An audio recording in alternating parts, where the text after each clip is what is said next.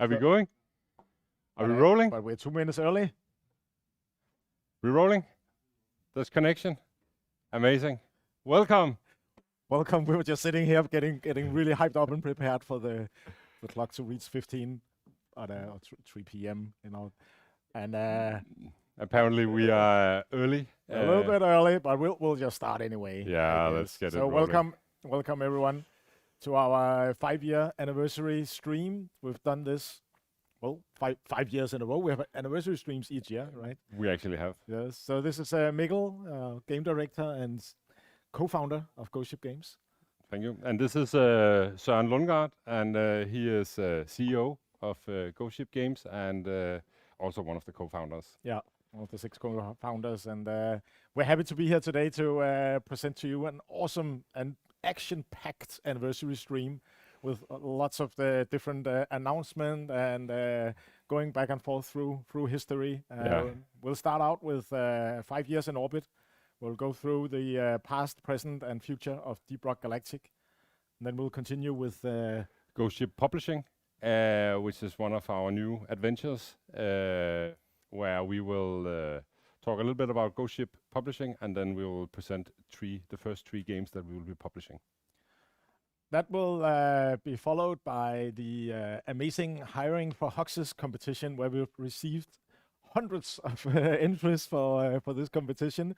Looked through the videos and we've selected the top contenders. And it was tough. It was really tough. The finalist will be revealed in that hour, including, of course, the winner and celebrations. And that will happen. That will be by Mark and Mike. Yes. And then after that, we'll have stream shenanigans with Jacob, our community manager, and the crew, showcasing both the legacy builds that we'll talk about later, and a bit about the anniversary, and other fun stuff. Yeah. But 5 years. Yeah, 5 years. It's been a long journey, yes. And a lot of things have happened. A lot of rocket stoning. We prepared some images and slides for you. So let's just get started on that. So welcome to the 5-year anniversary stream, all of you. I hope you sit comfortable, because we'll be sitting here for a while. Yeah, we've got a lot to cover. Yes. And we'll start by, as I said, go through the history. If you take the next slide, Jacob. So it's been 5 years ago that we launched ROCK GALACTIC, but actually this journey for us started 7 years ago, right? It did. Yes. So 7 years ago, if you take the next slide, we looked like this, us and the 4 other founders of Ghost Ship Games, looking a little bit scared maybe about the journey that we were going on to. Not knowing anything about the journey we were going on to, basically. No, just on a hope and a prayer, and the idea of ROCK GALACTIC, and we had a equally small office. Just take the next one. It looks big, larger than it is here on the wide angle. Yeah, that you used to take this. But that's how it started, in a cave, you can say. Very appropriate. Yeah. And then shortly after that, we moved to a slightly bigger office, and we started hiring people. Just take the next slide. Thank you. And we stayed there for a while, and actually that was where we developed most of the early access build of the game. It was also the office we had when we partnered up with Coffee Stain. Yeah. And then we'll speed forward to actually us today, 5 years ago, where we launched the game. If you take the next slide, you can see on the left, this is the button I had to click, and I was a bit like, what will happen to launch the game? I do not regret clicking that button. No. But it did have a little mishap, actually. When I clicked it, we were all ready to celebrate. And then it turned out I needed to do some more stuff. And it was ready with champagne and everything. And it's like, wait a minute. Wait a minute. Take a new video of that. And then we have cake, of course. And go back a bit. Not because we had the first cake, as you can see in this picture, is on the launch day, where we still didn't know if this would be a success, but we would, of course, we wanted cake to celebrate that we actually launched the game into early access, and I would say pretty quickly on that day, we knew something magical was happening. Like a lot of you, hopefully some of you out there were already back then buying the game and playing the game and giving us feedback, giving us really good Steam reviews. Yeah. That was. And I think we were, I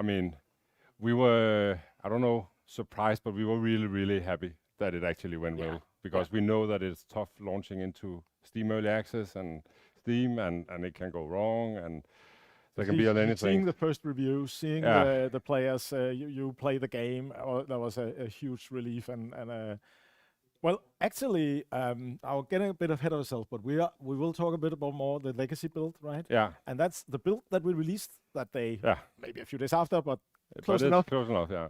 That's going to be available for all of you to enjoy tomorrow. And I think when you look at that build, the version of the game back then, it's pretty bare bone. I mean, it's a testament to how far we have actually gotten with Deep Rock. And maybe even slimmer and smaller in content that you could get away with today, 5 years later. Industry is evolving, early access is evolving, but still has a lot of the same core mechanics and so on. So all of that is there, and the whole feel is there. Yeah. But now we talked about the cake, and you saw a bit of the next slide. So can you go to that one, Jacob? Because then we had cake again, not too long after. It's a 500,000 milestone.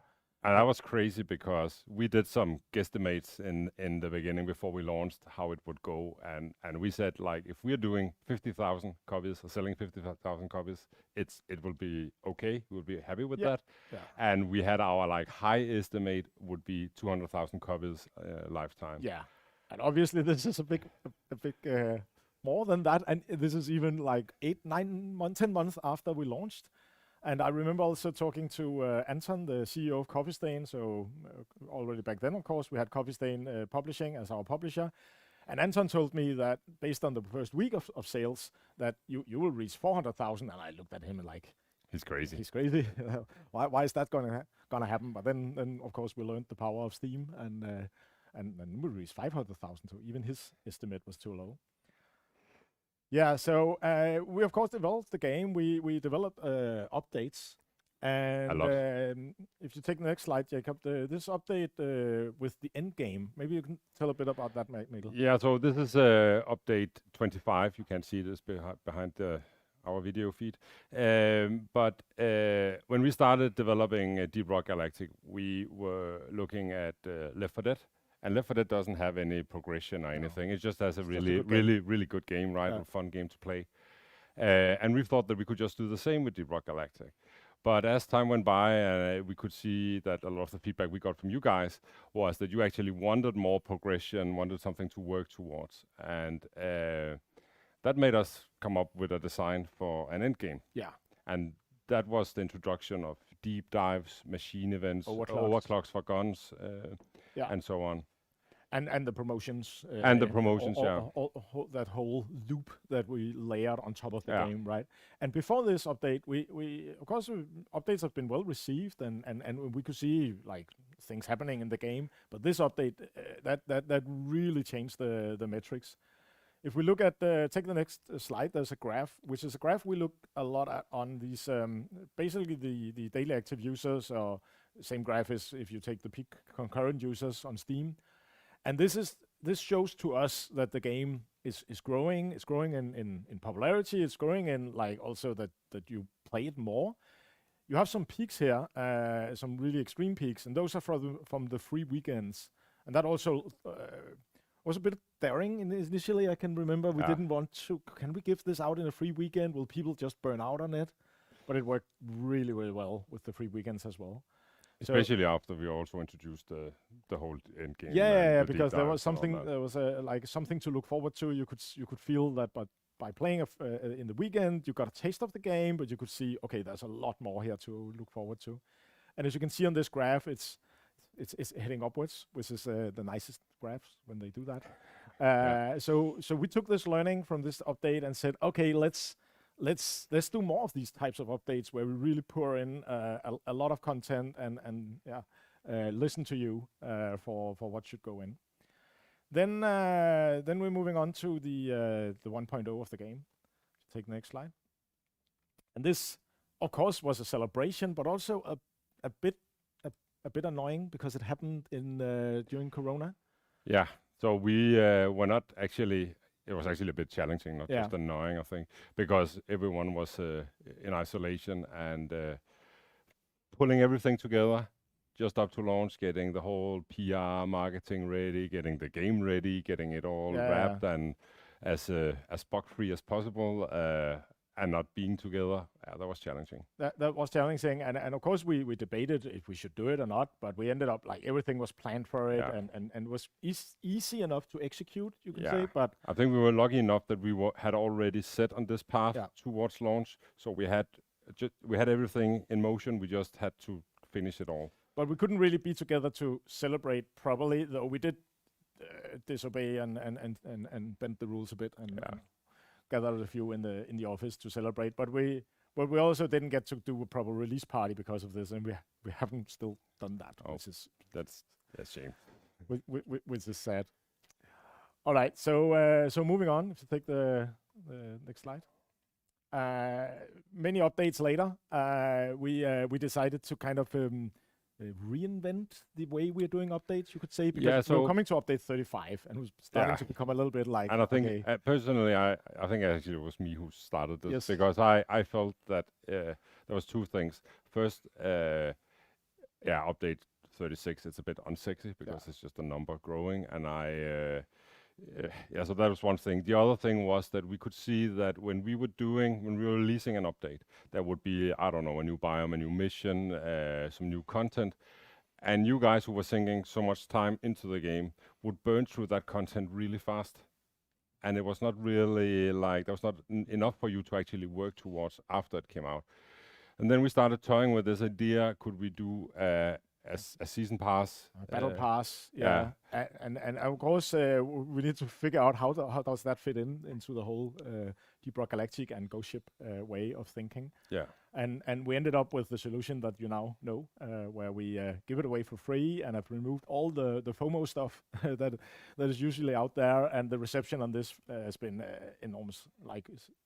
And I think we're looking at the graph, right? I mean, we took another jump with the introduction. You can see that in the lower right corner there. That's when we released season 1 and how we exceeded even our early free weekends, and how it also ends up on a higher lower level, so to speak. Oh, actually, another thing that we get with the season pass introduction of seasons was that when we were doing new content before we started seasons, we were basically doing a lot of content that was for long-time players.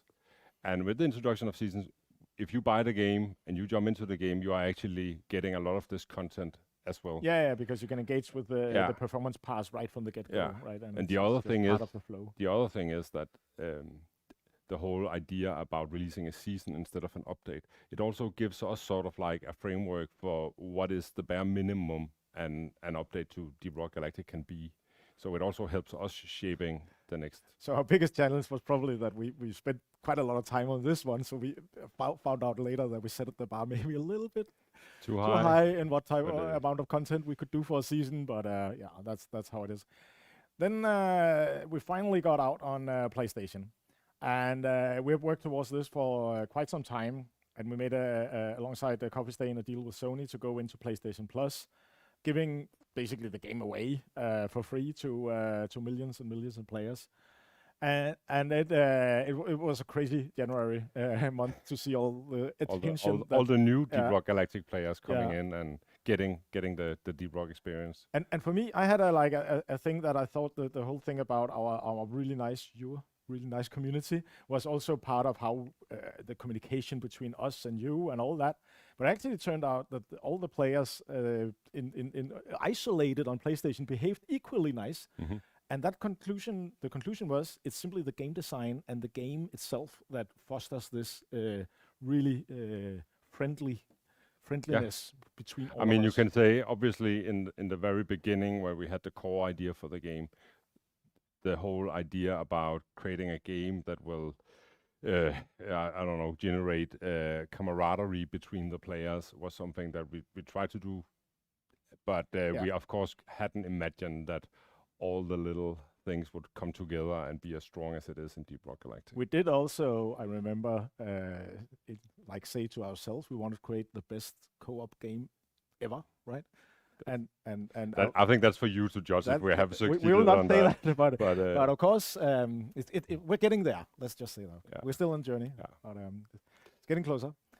Then we tried something quite different. We teamed up with some old colleagues and friends of us from Mood, a visual concept art house here in Copenhagen. They came to us with this idea: shouldn't we make a board game on Deep Rock?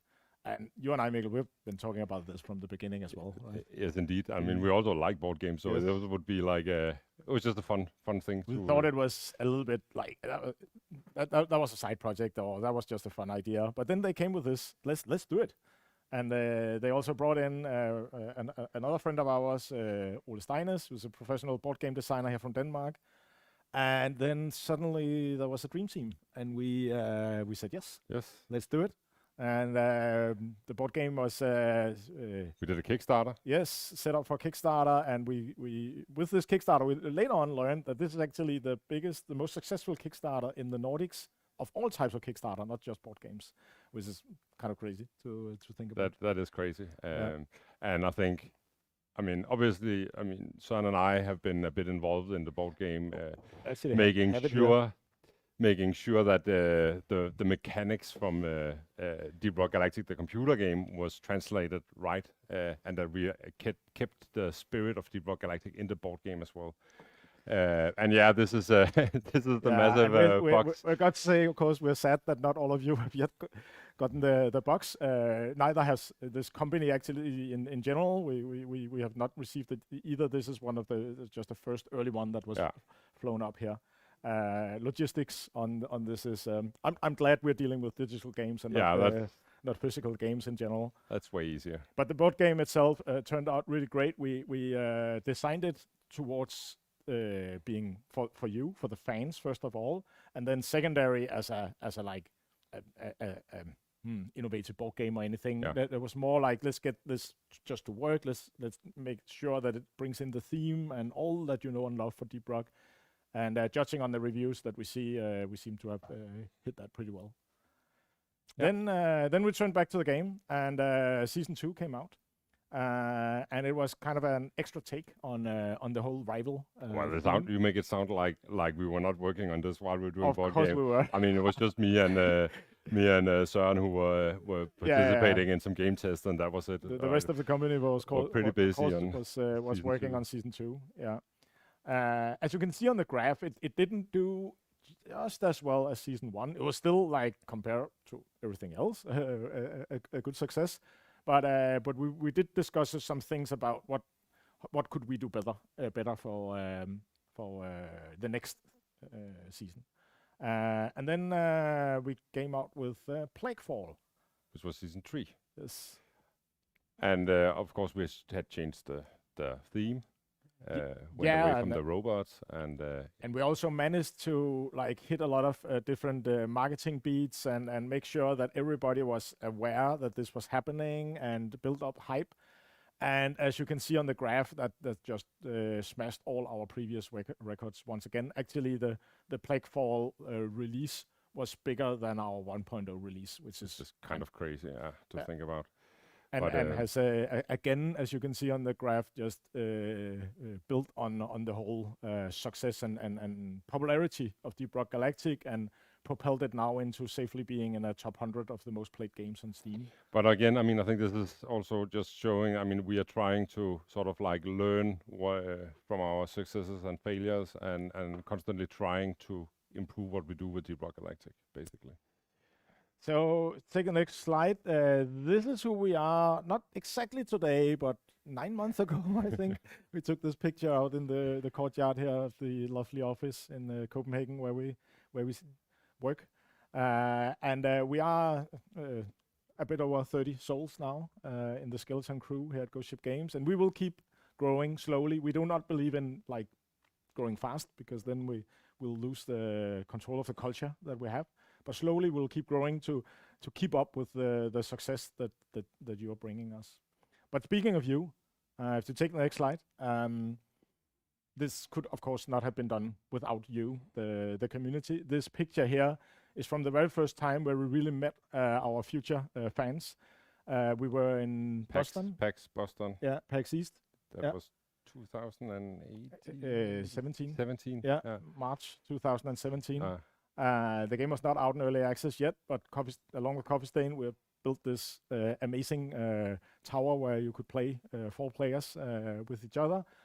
And it was just really cool to start meeting future fans that came about and say, hey, are they all dwarves? And they were like, I must play this. And I had actually been doubting making a game only with dwarves, and I kept saying to Mikkel, we need some humans or elves or something else in this. And after this, I was like, okay, I shut up. We only need dwarves. Dwarves are the only. And I think this is one of the things where, I mean, we're maybe not a game for everyone, but we've just been trying to find our own niche. Yeah.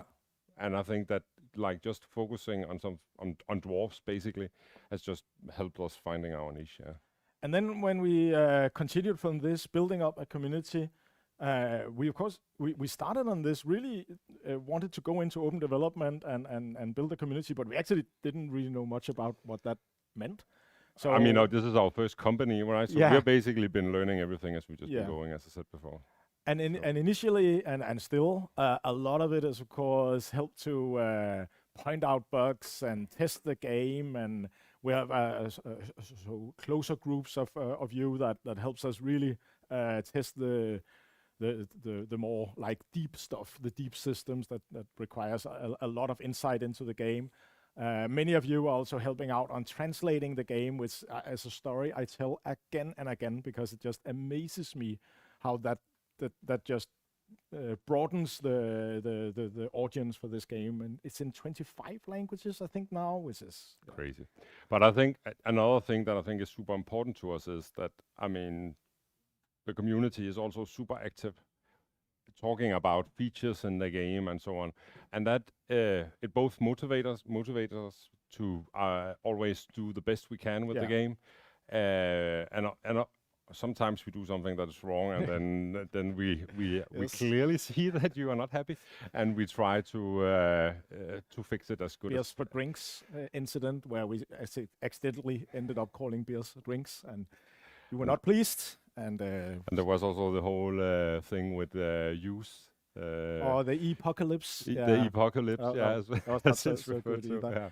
But all this that you contribute with wikis and translations, bug finding and testing, of course we just want to memes and just say having thanks fun. from our bottom of our heart. Of course, there's also the Rock and Stone, right? We need to talk about that. So take the next slide. So, as you may have seen specifically on Reddit, it's kind of taking over. It's just spreading out to all these places. The Rock and Stone bot is the 10th most popular bot or active bot on Reddit, and our Reddit subreddit is also like keep growing. I think the magic of when I saw people just typing V. yeah, that I think was so meta and so cool. That's all you need to know. That we own the V button on a keyboard. I cannot see the chat for the Twitch channel right now, but I can imagine how give me a lot of V's. Awesome. This means Rock and Stone. Awesome. So Rock and Stone is also something we talk about when we share this with other developers and say this thing about having a shared thing that your community can recognize each other in other environments. That's extremely strong, and not something we foresaw that would happen. I did. You did? No, not how big it is now, but. Oh, so that was cool. Then the latest discussion, heated discussions. We came up. So we had solutions to this. So let me just. I mean, we had a bug in the game where when you were starting a promotion mission, promotion assignment, and you were quitting out after completing the first mission in the assignment, then the weekly core hunt would reset and you can go in and play that. Go back, play one mission of the promotion, and then you could repeat and then milking the system. Yeah. Obviously, this was a bug, Yeah. and it was a bug that we wanted to fix. We didn't consider it super critical, but then we fixed it, and then we could see that it. Some of you felt it was super critical. Not to fix it, but No, but of obviously it's a course. bug, and we don't like bugs like that. No. We have many bugs, and then we also have a lot of bugs in the game that we're just gonna leave there because they're fun bugs. Sometimes they're also good for gameplay, so then we also leave them.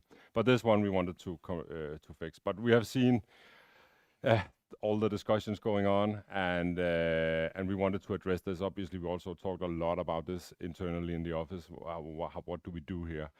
And the solution, or one of the solutions that we're doing, is what you see here. And the idea is that when you promote a dwarf, after the first promotion with each of the dwarves, after that you will be getting a blank matrix core, infused overclock core, and an infused cosmetic core. Yep. And so that will give you a little bit more of that, you can say, extra cores than compared to what you got before. Yeah. And then, as also always, we'll release this. We'll see. And I can say, I mean, we're working on this. We have it working.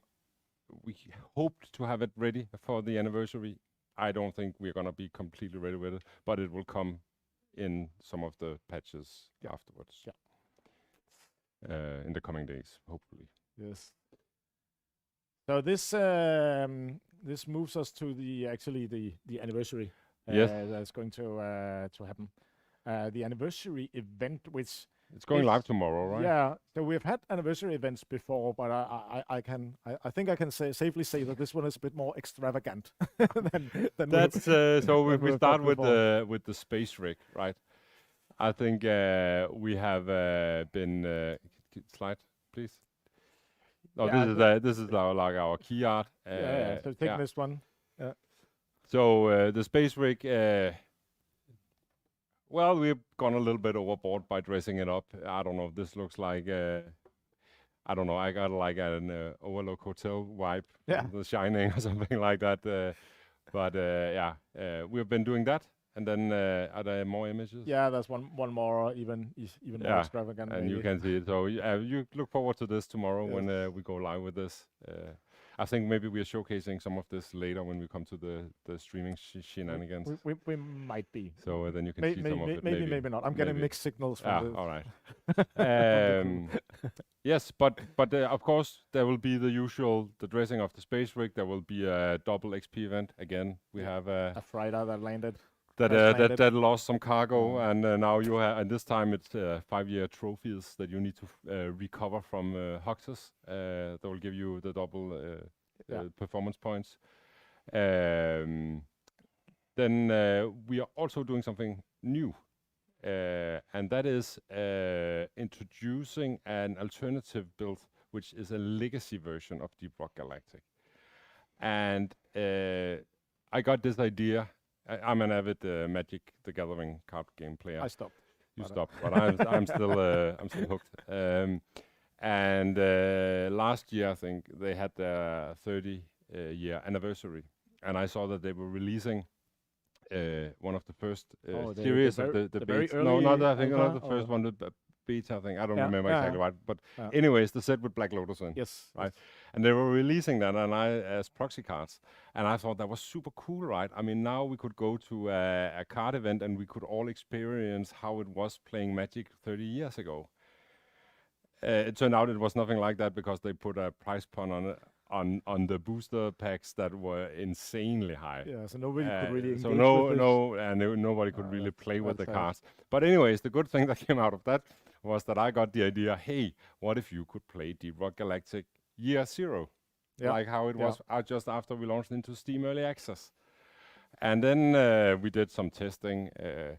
I had Axel try to set up a build and see if we could actually Make it work. boot it, make it work, yeah. And play together. And we could. Yeah.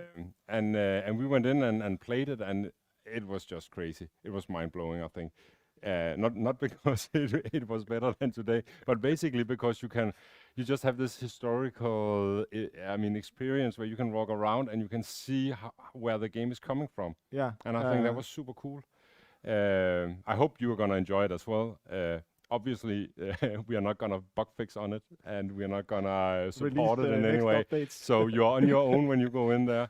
But I think if you're interested in seeing where Deep Rock Galactic is coming from, I mean, go in, grab some friends, go in, give it a test, and place a couple of missions, and then get back to Deep Rock Galactic as it is today, and be happy about all the improvements that we've made.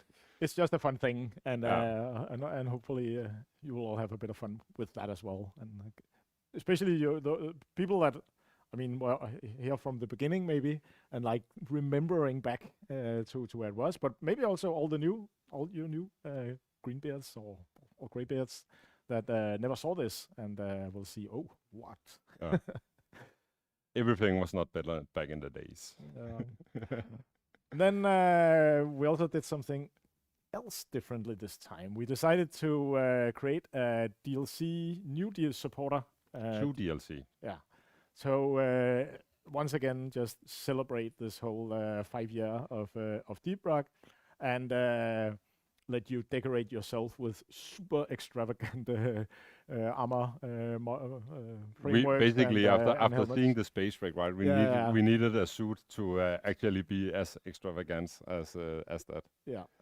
So this will be released tomorrow, and judging from the initial reception on this, it looks like you like what you see. Of course, it's not for everyone. It's for those who really want to just. It's bigger than a normal cosmetic DLC. It comes with more stuff. So in that regard, it's also it does the same as the supporter one, with giving you a badge to show that you're a supporter of the game. You're getting a beer and so a special beer and so on. Yeah. And then lastly, we have moved on with a request, and this is not volume 3, but it is to get these volumes, volume 1 and 2, onto streaming services like Spotify. At least Spotify, yeah. At least Spotify. Yeah. We had hoped to have it ready today or very soon, but we are still working on this. So we'll ping you when it's ready. On that note, I just want to make a shout out to Sofus Alf.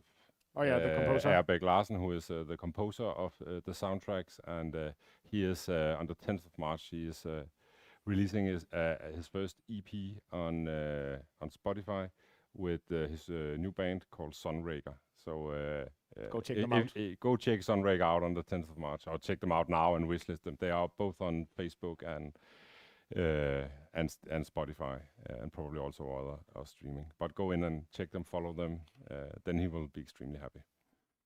Moving on to something you've also been waiting on is, of course, the roadmap for what is going to come. So now we're going to look into the future. Yes, but actually we'll start by looking into both a bit of the past and future. If you take the next slide, we've been giving all these holiday events a huge overhaul, which is also taking up some time, to be honest. It has a bit more time than we expected, which is also why this roadmap is quite delayed. And I think it kind of started with the Oktoberfest. No, I actually think it started with summer. With summer, the summer party where we actually started, like, I don't know, doing more stuff on the space rig decorations. True. Where you could and we felt that it was kind of cool with these events, right? Where we lifted them a little bit. Before we did it, when we did the event, it was more like very subtle, putting up some few decoration pieces and so on. But now we have actually taken a lot of time to go. And with the Oktoberfest, we did invent the double XP for the performance pass and finding stuff in the caves, and we took that even further in the Christmas event. With the elf hunt. And we got more cool stuff for the events coming up later.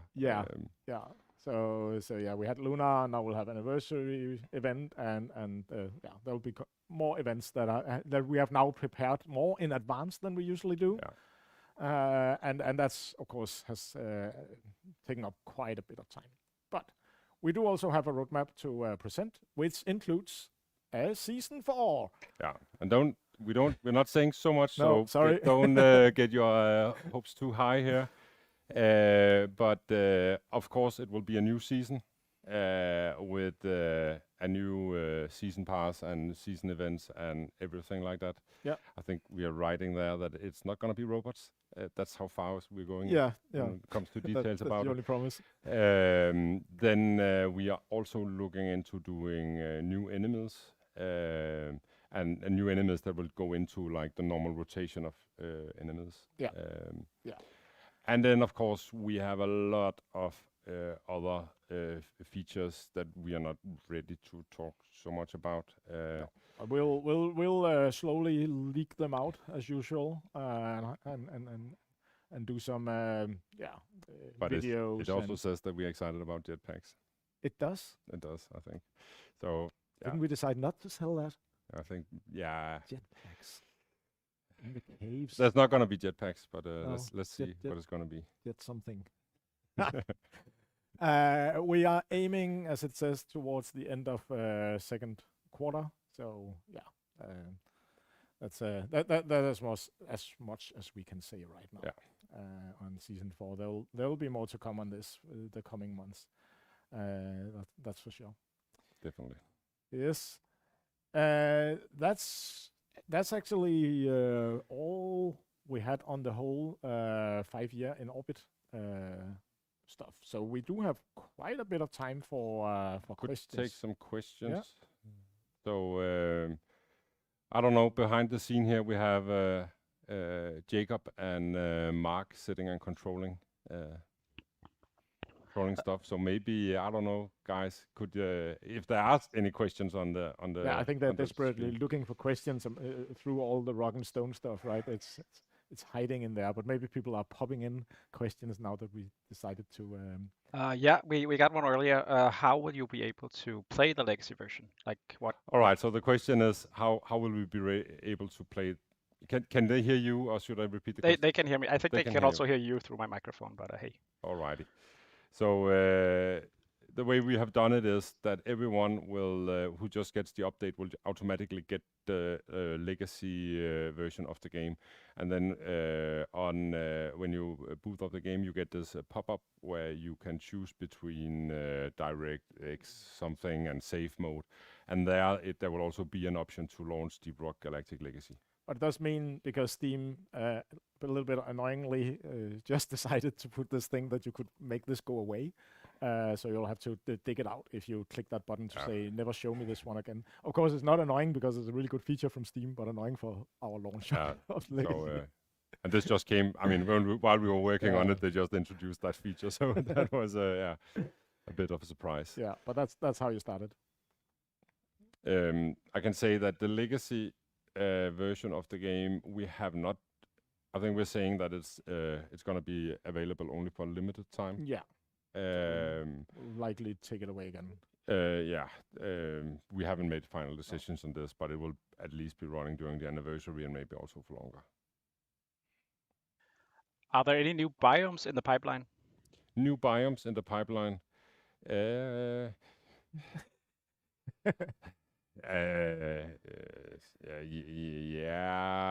I mean, it's there's always a lot of new stuff in the pipeline, but I've seen concepts, but that's not the same as there are. No, like, that's part of the pipeline, but it's a very early part of the pipeline. But just, I mean, we are not going to make that game where you're going to ask us about everything, and then we either say yes or no, and then at the end you can actually guess what what season 4 is. So, there was a long no comment. Are GSG Publishing accepting pitches? Where to send them? I think if you go into GoShip.dk/publishing. There will be a publishing there. And then if you go right at the bottom, there is an email, and you can send stuff, and we are looking at it. We have been pretty busy preparing this, so there's already quite a bit of things in there. We are looking for some specific stuff, and that it already says that on the publishing page, and we'll go through that after 3 o'clock when we start that segment. But I can say one thing is that that does not say on the page is that we will need to see playable prototypes, and we will need to see a formed team, a team that exists. And that can execute the game. And that can execute the game. Just sending us a game design or pitch is not enough. It's not enough. No, so there'll need to be some meat on this and some reality in this for this to happen. Yeah. So can I just jumping topic here? Yeah. Because we have had this amazing coil gun replica, and the story about this was that I think it's Zach Greer had made this and he did a video of it, and then Anders, one of the designers on Deep Rock, he wrote like, I want it, or want one. Then he got one. And then he actually, Zach Greer actually sent it over, and I mean, it's kind of amazing, right? I mean, if you look at it, it even works. I mean, you can't shoot with it, I guess. No, I think maybe it can interfere with our microphones. I don't know. Yeah. It is dangerous. But I mean, that was super cool, and we were all like crazy excited at the office when we got this. So thank you very much for that. Yeah. Big shout out to you. All right, but another question. When you promote, or if you promote, will the reward overclocks and cosmetics always be for the class you promoted? No, it will be, and we are not going to do that. It is going to be random, just like with everything else. Basically, again, we're trying to make a system that will encourage you to play all 4 dwarves. And Deep Rock Galactic is a bit special in that regard compared to other games.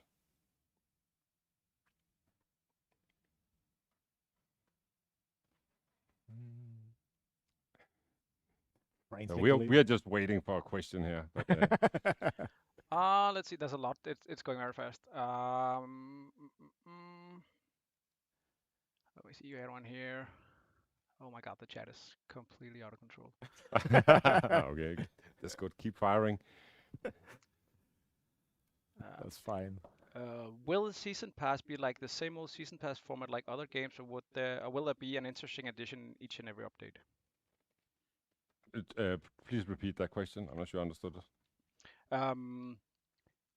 Let me see. Oh no, it's going away. Will the season pass be like the same old season pass format, or like other games, or will there be interesting additions in each and every update? So it'll be. We'll continue to do as we do. I mean, we're not. Now we have found our formula, you can say. So the performance pass that comes in season 4 will have equal amounts of content and work exactly like the performance pass did in 1, 2, and 3. So I mean, if that answers the question. No, let me elaborate a little bit more. So we have the season pass, and we have the season events and the season challenges. The season events is something that we need to create for every season. Yeah. And in the season events are gonna earn you script, and then you can take the script and spend them in the cosmetics. So you're also getting script from the whole progression in the season pass. So yes, there will always be a theme. There will always be a season pass. There will always be events as a bare minimum. And then, of course, we're also throwing in other stuff. What is your favorite scrapped content that didn't make it into the game? Wait, I once had a talk where I was asked to showcase what we had cut from Deep Rock Galactic, and I couldn't really find anything. And the only thing I found was actually the one of the flying monsters that were not dangerous. I think we have was out for a while and then got in again. Yeah. And so we have internally been telling ourselves that we have not cut anything, but that's not true. There is not completely true, but I think the whole way some that stuff. this is how, I mean, basically we are not planning so much ahead. Right now, again, we are planning for season 4, right? Or I mean, after season 3, we're planning for season 4 and planning the content that will go in there. And we don't have any idea about what is going into a season 5, right? That is something that will happen afterwards. And that means that we are always working on stuff that is on the way into the game. And that means, again, that we're not cutting very much work. No. We have some things that are like put on hold maybe and need the right season to fit into. Yeah. I think it's maybe but it is really not that much that we are cutting.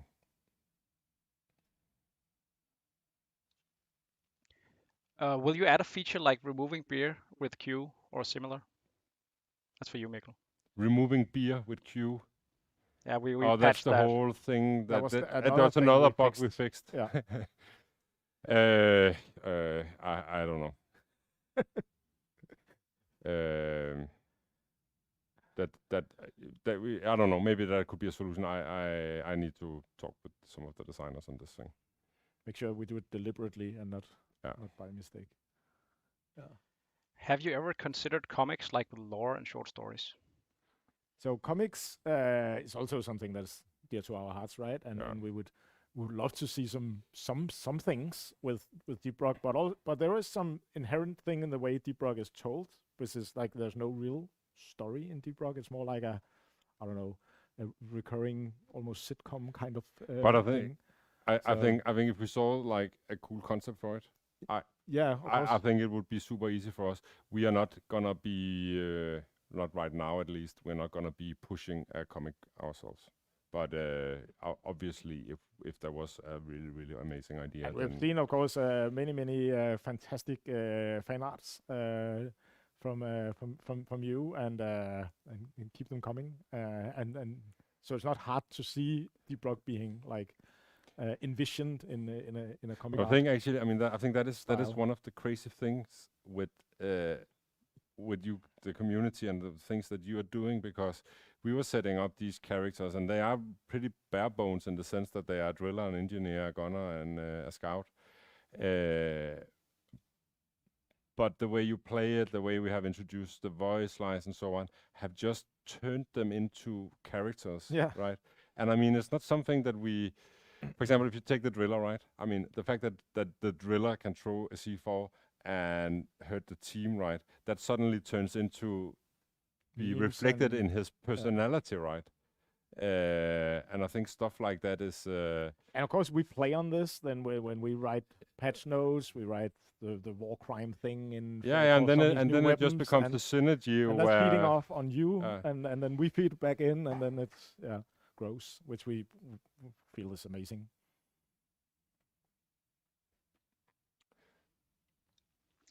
We can take another. Let's take a couple of questions more, and then maybe let's call it. What drove the decision to not monetize the season pass? What? Oh, so okay, yeah. So that was of course something we discussed how to do this, because everybody else were monetizing, and we ended up looking at it from a perspective of course, what will we present to the player, and we still wanted to link the. We're kind of monetizing it still because we're linking the DLC inside. I think the reason why we introduced the season pass, I mean, I just went out through this before, right? Yeah. But the reason was not to make money. The reason was to actually solve how we were releasing our updates. Yeah. And I think that was our main purpose by doing it, right? To frame it, to generate content that was for everyone when we came out with an update. So, yeah. Yeah. So I don't know. And then when we looked at our version of it, it ended up like feeling right. Yeah. So I hope that answers it. But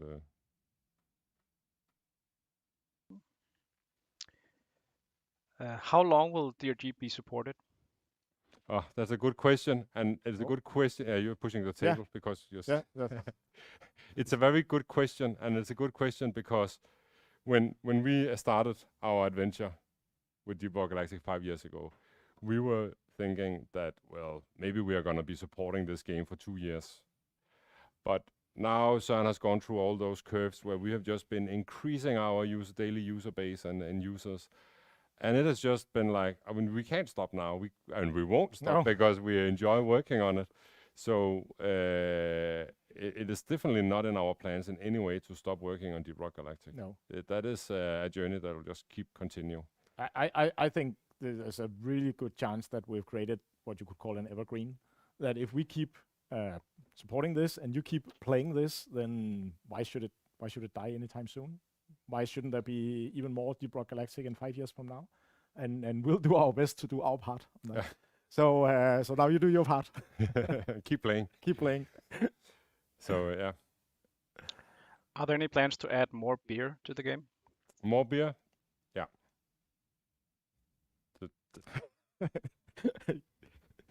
Confirmed. Are there any plans to add stuff? I'm gonna spoil this. We are actually working on a beer for season 4. They got you. You're cracking my Mikkel. Are there any plans to add content to the Steam Point store to buy for Steam points? Oh, that's a good question. We looked at that back when it arrived, and we've been trying to figure out if it's actually like what's the value in it. I don't mean like for real money, but what's the actual value on this, and how many are engaging with it, and then we ended up not really taking the decision. But I think the challenge here is that we are not engaging with it. No. So I think that is yeah, we need to understand it more. I think that is. Yeah, but it's not out of the question. But we just have not returned to it. No. Steam is trying a lot of different things, right? There's a lot of different features on Steam, and it's up to each developer to figure out where to put their effort. Yeah. Yes.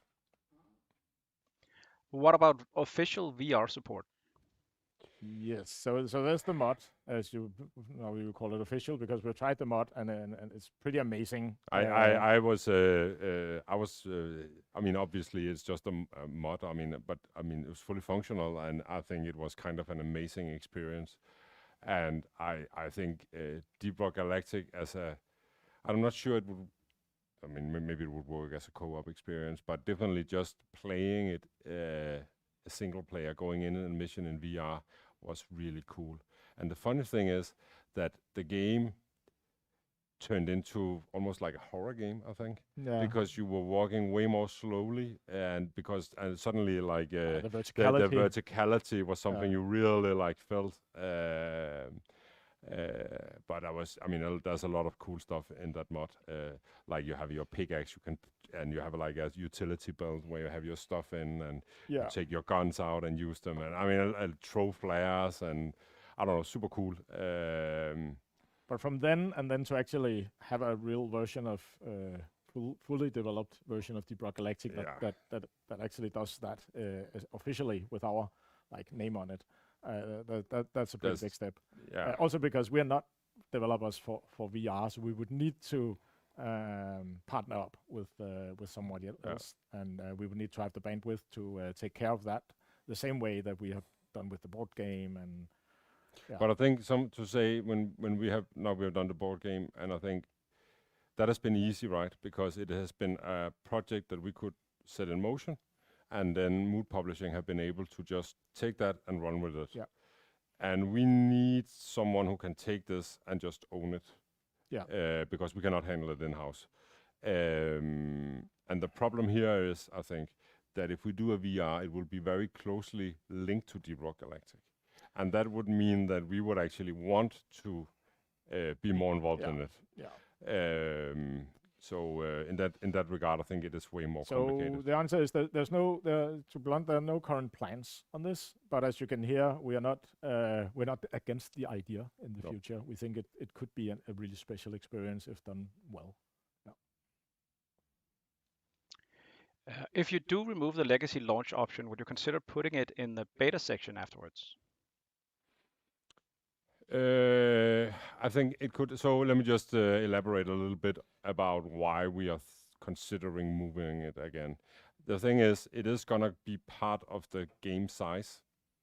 So when you download the anniversary build, it will be bigger because it has the legacy inside it in the anniversary update. And obviously, we are really happy that Deep Rock Galactic doesn't take that much space on your machines. So in that regard, that we could consider doing. But let's see how popular it is. Let's see how much it's played.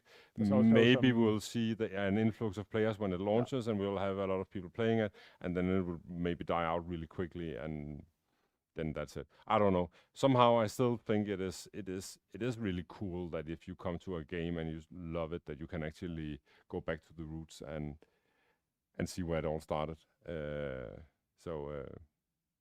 But these things are undecided yet. Just play it now, enjoy it for as long as it lasts, and then I don't know what's gonna happen on it with. Is Deep Rock Galactic for Steam Deck going to be officially verified? That is a tough one because we have actually been looking into it, and it turned out to be a huge task in terms of our menus. Unfortunately, It's font sizes that is the biggest challenge here, and we have not been setting this up correctly. in a smart way for No. Deep Rock Galactic. So it's not easy for us to scale fonts. It's not easy to. No, and the thing is, we actually kind of started on this, and then it accidentally, or because it was so difficult, it got into the Steam version, and then of course you complained, and rightfully, because made the game look ugly. Make the game look different and ugly. Yeah. So just keeping these apart is clearly very difficult for us, because we didn't, unfortunately, think this in when we built the game initially. But I'm gonna say, if you know Deep Rock Galactic, right? I mean, you can totally play it. It's fully functional. There's nothing holding you back from playing it. We have Deep Rock Galactic out on consoles, so the controller is there, and you can go in, and I mean, everything is just working. So, I mean, from a gameplay perspective, there's no reason you shouldn't be able to enjoy Deep Rock Galactic on the Steam Deck. I'm being very aggressively asked if there'll be a perk rework in the game. Okay, so that is also something that we are discussing. We have the same desire. It's not gonna happen for Season 4, I'm just gonna say that. Yeah. But it is definitely something we want to do.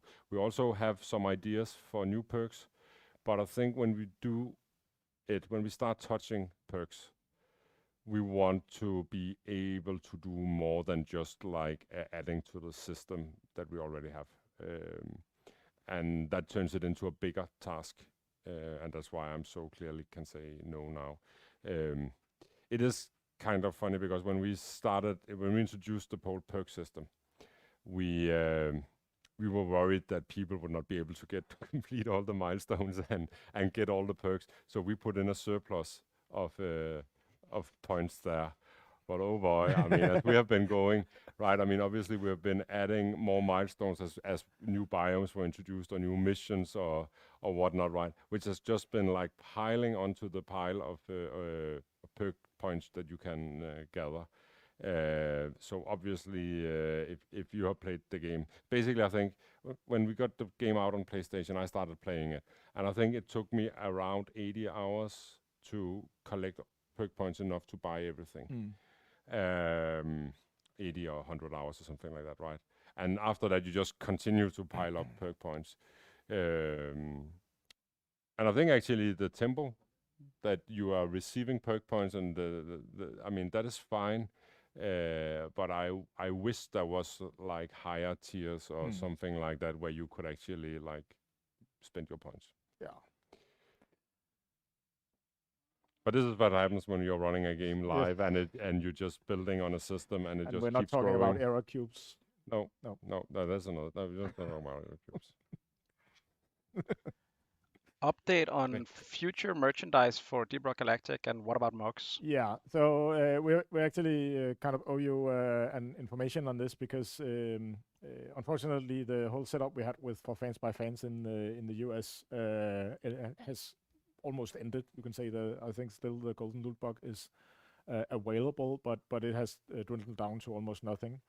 And on top of that, we also know that or knew that it wasn't a totally fulfilling setup we had, because people from outside of US had a hard time ordering it without getting a really high cost on transport. Yeah. So we are now looking into new solutions on this.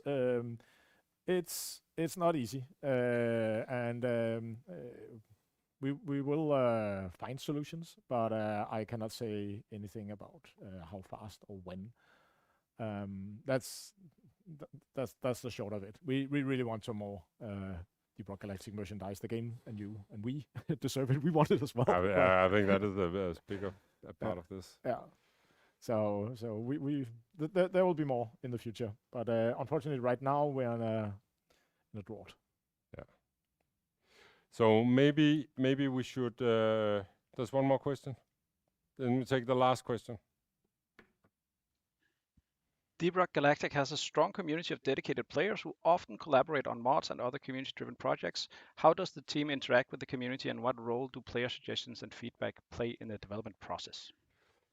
Yeah, so we are asked this quite a lot actually by other developers, also now in our new role as publishers. And one of the, I think, things that we did really early on was that we allowed and encouraged everyone on the team to actually engage with the community, and without having like a big list of things that you can't say, or without having to constantly check if they could phrase it this or that way.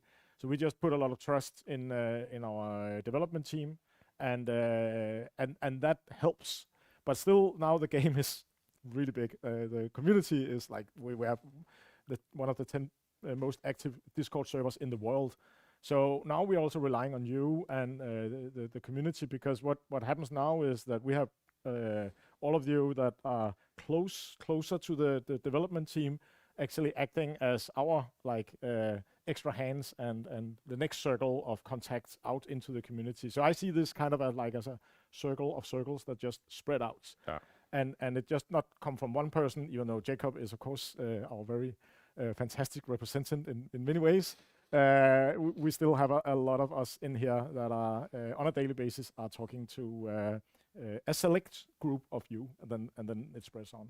But it's also like, I mean, sometimes, I don't know, a programmer or someone just are reading a Reddit thread or something like that and say, hey, oh, this idea could be cooler, and then they share it on our Slack channel, and then we talk about, hey, should we do this or not? Yeah. So it is also very just happening, right? Or very organically, I think. Yeah. And I think, again, the whole fact that we are not planning that far ahead makes it way easier for us to also engage with you guys. Yeah, and actually embrace these because as changes. you can say with the roadmap right now, there's stuff that we are not ready to talk with you about yet. But it's also because there's a lot of stuff we don't know ourselves yet. So that makes it really challenging for us to develop these things while we don't have any idea about, or I'm not going to say any idea about what we're doing, because obviously we do have an idea about what we're doing, but we are not 100% set on what we're doing. Yeah. All right, so this was the end of the anniversary stream. I can see the slides are running past fastly because we need to get to the very last slide for the next segment, which is the publishing segment. So now we're going into our new endeavor. We pressed the new button. So I pressed the button 5 years ago, and now we're pressing the publishing button.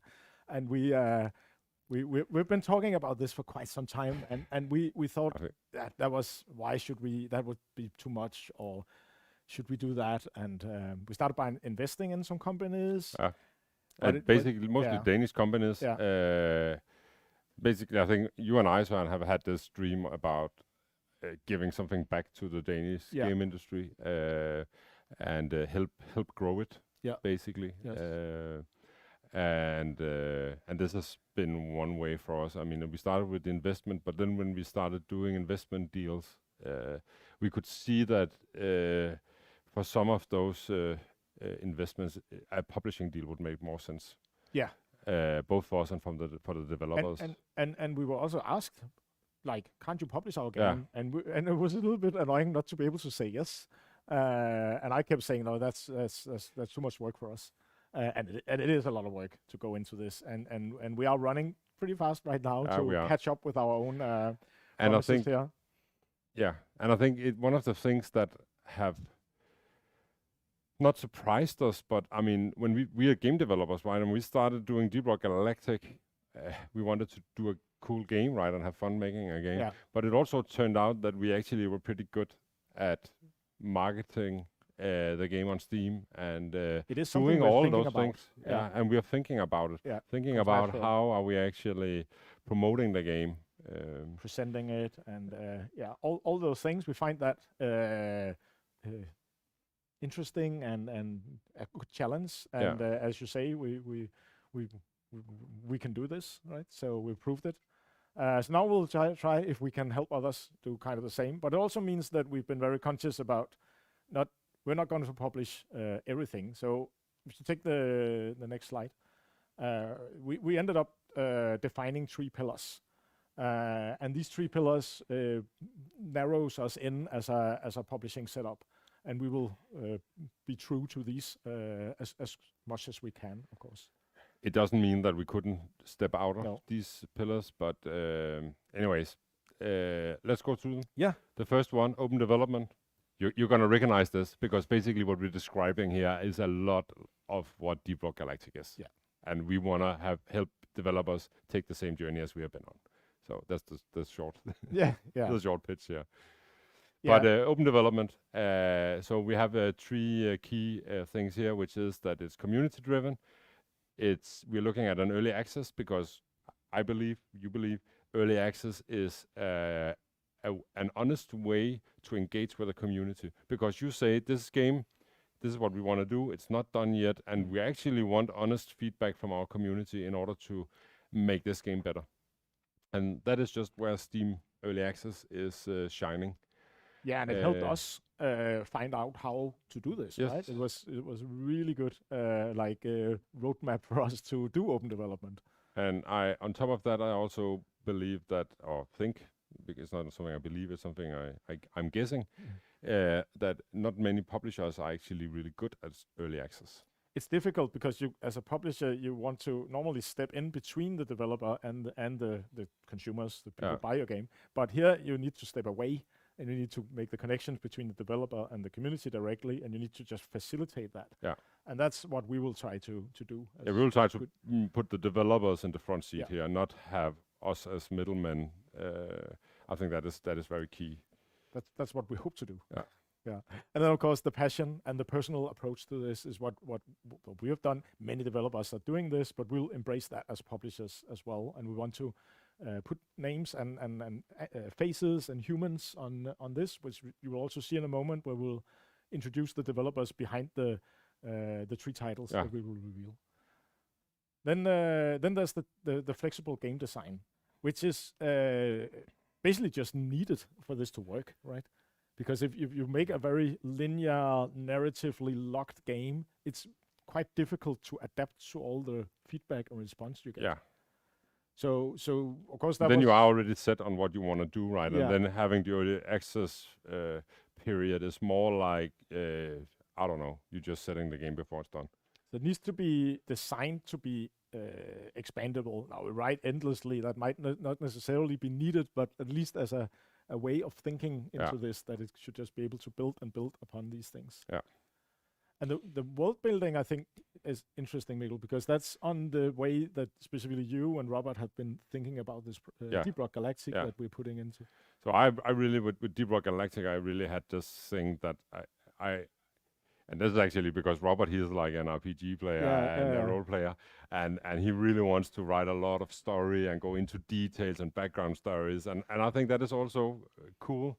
But I also think that let people dream about what it can be, adding enough details, and then let it blossom. Yeah, exactly. Oh, that's good. Yeah, like our Deep Rock is the story of Carl, right?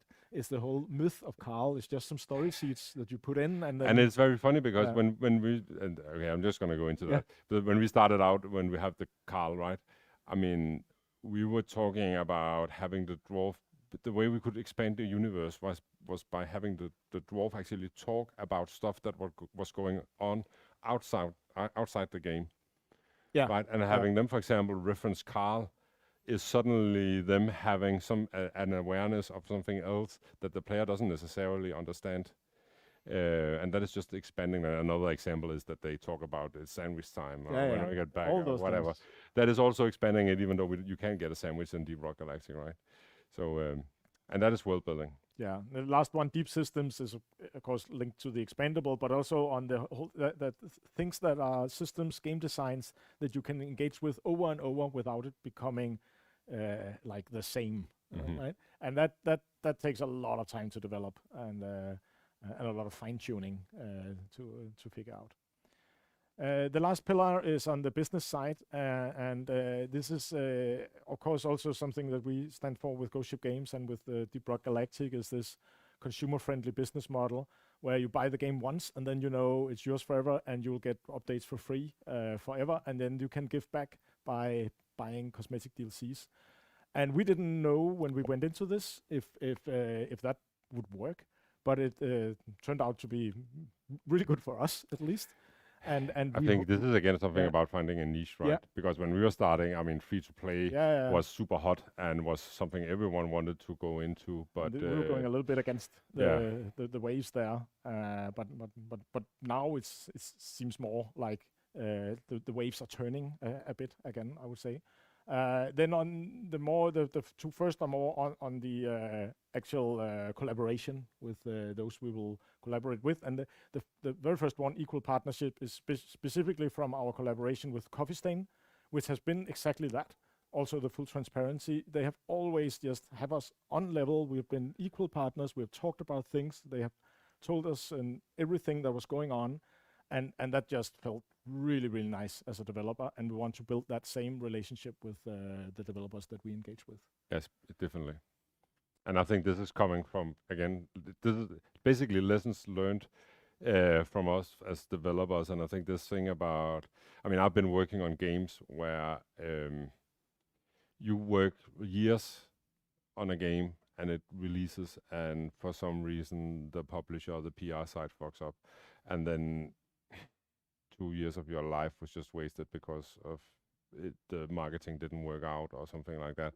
And I can accept that if I've been part of it, right? If I had actually been able to do whatever I can, then I would say, okay, well, this is how it is. It was not a success. People didn't like it. Okay, fair enough. I can accept that. But I think it's difficult if you actually made something you think is good and you have a feeling that not everything was done to actually promote the game in a good way. So now we are ready to move on to revealing the 3 titles. Yes, and they're all local. They're all from Denmark. They're all from Denmark. Small teams, also. all of them. Yeah. Though the last one we're gonna show is gonna be the ROCK GALACTIC related. Yes. So I'm just throwing out a little cliffhanger there. Yeah. So you'll have to stick around for that.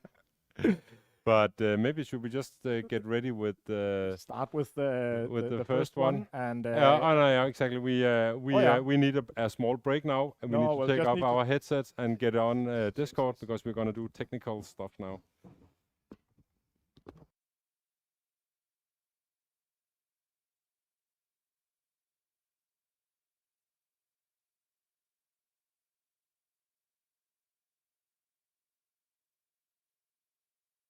Is sound good? Sound check. It all looks good. I get thumbs up. Alrighty. Yes. Perfect. So the first game that we are gonna take a look at is a game called Dark Swarm. It is a 1-to-4 player top-down shooter. Action game, co-op.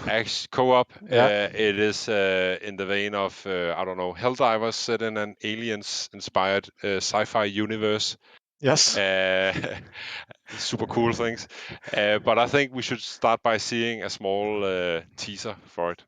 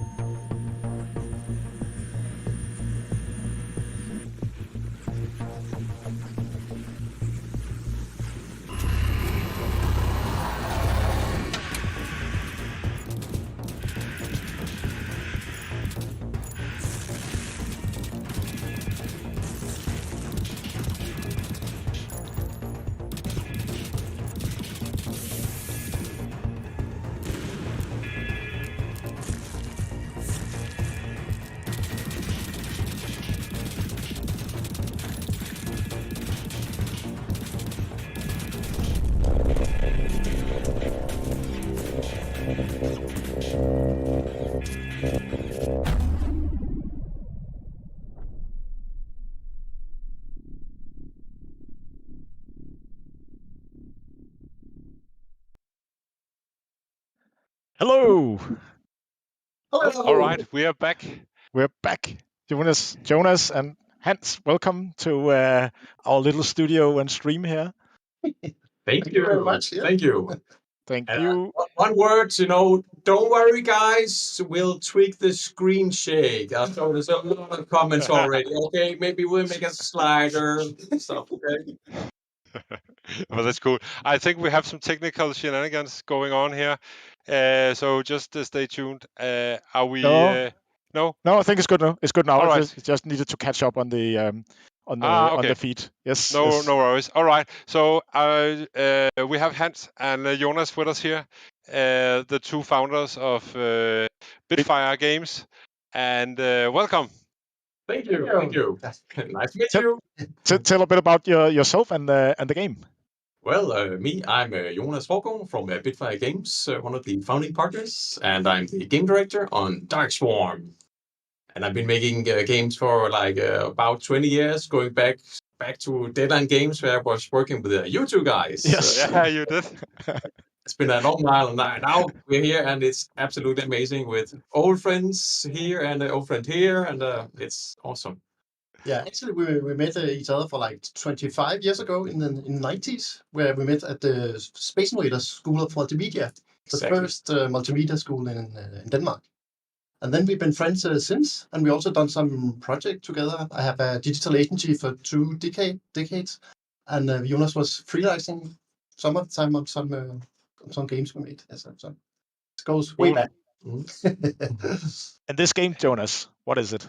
Yes, well, Darkswarm, it's this it's a dark sci-fi co-op tactical action shooters for up to 4 players, and there will be local and online play, just like from Helldivers. So now you play this team of these synthetically engineered elite mercenaries running these missions deep inside these corporate facilities and planets and orbital stations and stuff like that. And these stations they're having trouble with this dark swarm that's spreading throughout the outer colonies, and you are just there to make the biggest take the biggest slice of the war cake and make the profit. It is a world that's being ravaged by all this corporate warfare and greed, and the corporations are at each other's necks, and they have no qualms in employing all kinds of nasty things towards each other. So you're there to make the buck and level up your gear and shit. Yeah, and shoot some bugs, right?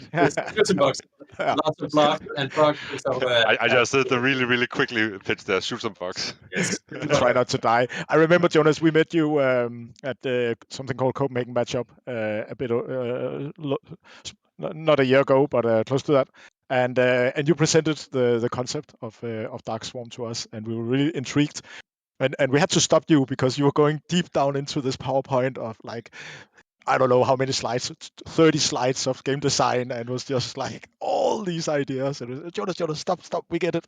We need to talk. I had so many ideas for systems and how to evolve this. But it was super cool. And we instantly fell in love with the project. And then we've been working together on, setting you guys up with a company as a company, and and getting everything ready for Darkswarm. And yeah, so Jonas, you've been working on this as a prototype, right? For some time now. Exactly.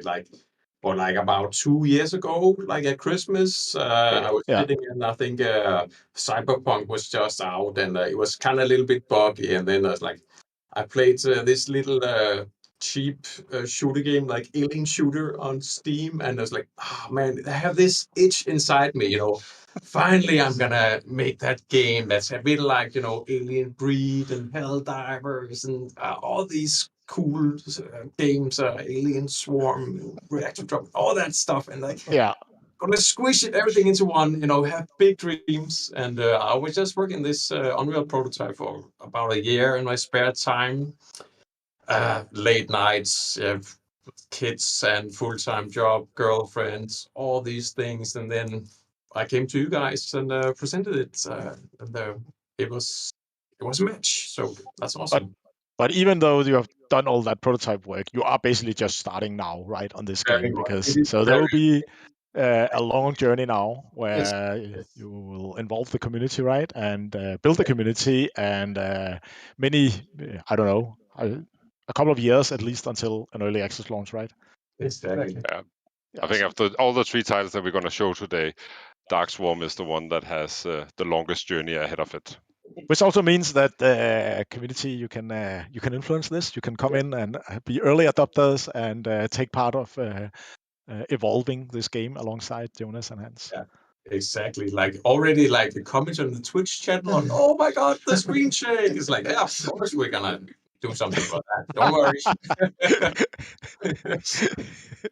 Don't worry. I mean, we have had the same discussions with head bobbing and the ROCK GALACTIC. We had to put That in is, things, options. and also shakes on camera. It's a matter of taste, I think. But that will continue forever, Jonas. Yes, okay. I'm in Get for used to it. it. Cool. Yes, cool. It's very cool. No, so yeah, I think that is Dark Swarm. I think maybe we should say that we don't have the Steam store up and running yet. No, it will But arrive hopefully tonight. Yeah. Hopefully tonight, or at least in the coming days. And obviously, we would like you guys to go in and wishlist it when the store is live. But Jonas is trying to say something. Yes, we have a super duper quickly done website with links to social media things and Discord, Twitter stuff that we have set up on darkswarm.io. So right now, so check that out. We will get will get lots of news out on this. Yeah, and as soon as we have the store out, I think we'll make a shout out to everyone as well. Yes. To come and join it. Cool. Anything else on your minds that we are that? Right now, we're just super ecstatic and we are having an absolute party. Yes. We are just 2 people in this small, very, very small studio, but we will grow the team with super cool people as we find them. And looking forward to making just a super amazing game for us and for everybody out there. So. And you're actually sitting in the place where Ghost Ship started, right? The office space where we started. So not the same not office, exactly but same office, but close it's by. Yeah. That's kind of funny. Yes. Like the Discord is going bananas. Like people are fucking Jesus Christ. Oh my god. Oh, that's cool. That's cool. That's awesome. Welcome, guys. Show Bitfire some love. That is very cool. Thank you. All right, guys. I think we are gonna say that those were the words. This is Dark Swarm. Follow it. Thank you, Hans and Jonas. Thank you, Hans and Bitfire. Jonas. Bye bye. Bye. So that was the first title. They were excited. That was a pretty cool to see. I'm Yes. glad they were. Yeah. Then we have our second title. Yeah. And that game is it's called Spell Rogue. It is a deck building game where you throw dice. So instead of me sitting and trying to come up with a pitch for it, let's just see a trailer for it, a teaser for it.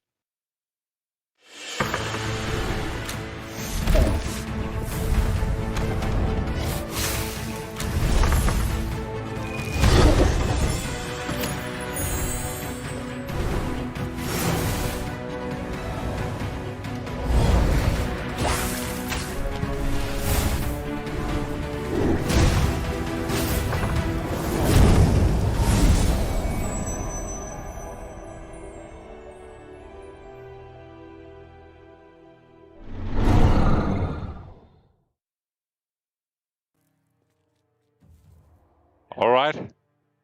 Welcome to Guidelight Games. So we have Tim and Torbjørn here with us, the 2 developers of Spell Rogue. Introduce yourself, Tim and Torbjørn. Yes, sure. Hi guys, my name is Tim Skafte and I'm the 3D artist working on Spell Rogue. I mostly spend my time working on the graphics, but I also help out with the design and do a bit of world building, like giving spells and enemies some cool names, stuff like that. Yeah, and I'm Torbjørn. I'm the programmer on Spellrock. I mostly do technical game design, so that means I'm sitting with all the notes and spreadsheets, trying to invent new mechanics, balance the game, and just try to make it as fun as possible. Cool. Welcome to the stream. Yes. Thanks a lot. Yeah. Really good to have you here. It was a bit random that we met, right? Because you engaged with our sound designer Troels, who's done all the sound for ROCK GALACTIC, and he's also doing a bit of music, and he was doing some music for you, right? Exactly. We asked him to just like make a single track for us. We really wanted some bit better music in the game, and then Troels told me about you, and I was like, that sounds interesting. And you asked to just have a chat because you wanted to how to release a game and what should this become. At that point, I think when we met, we had no idea that we would go into publishing. So I think I told you that it's going to be a hard journey. That you're on. And I totally played like we're not going to be part of it. I think you got that message. We did not expect anything either. We were just happy to get so basically, I think what happened was that you guys visited the office and you gave Søren some keys, and then I got a key and Søren had a key, and we went on weekends. Steam keys, and when we came back the following Monday, we had each sunk 25 hours into Spellrock, so we were just like instantly in love with the game. This game is fun. Core mechanic is just solid.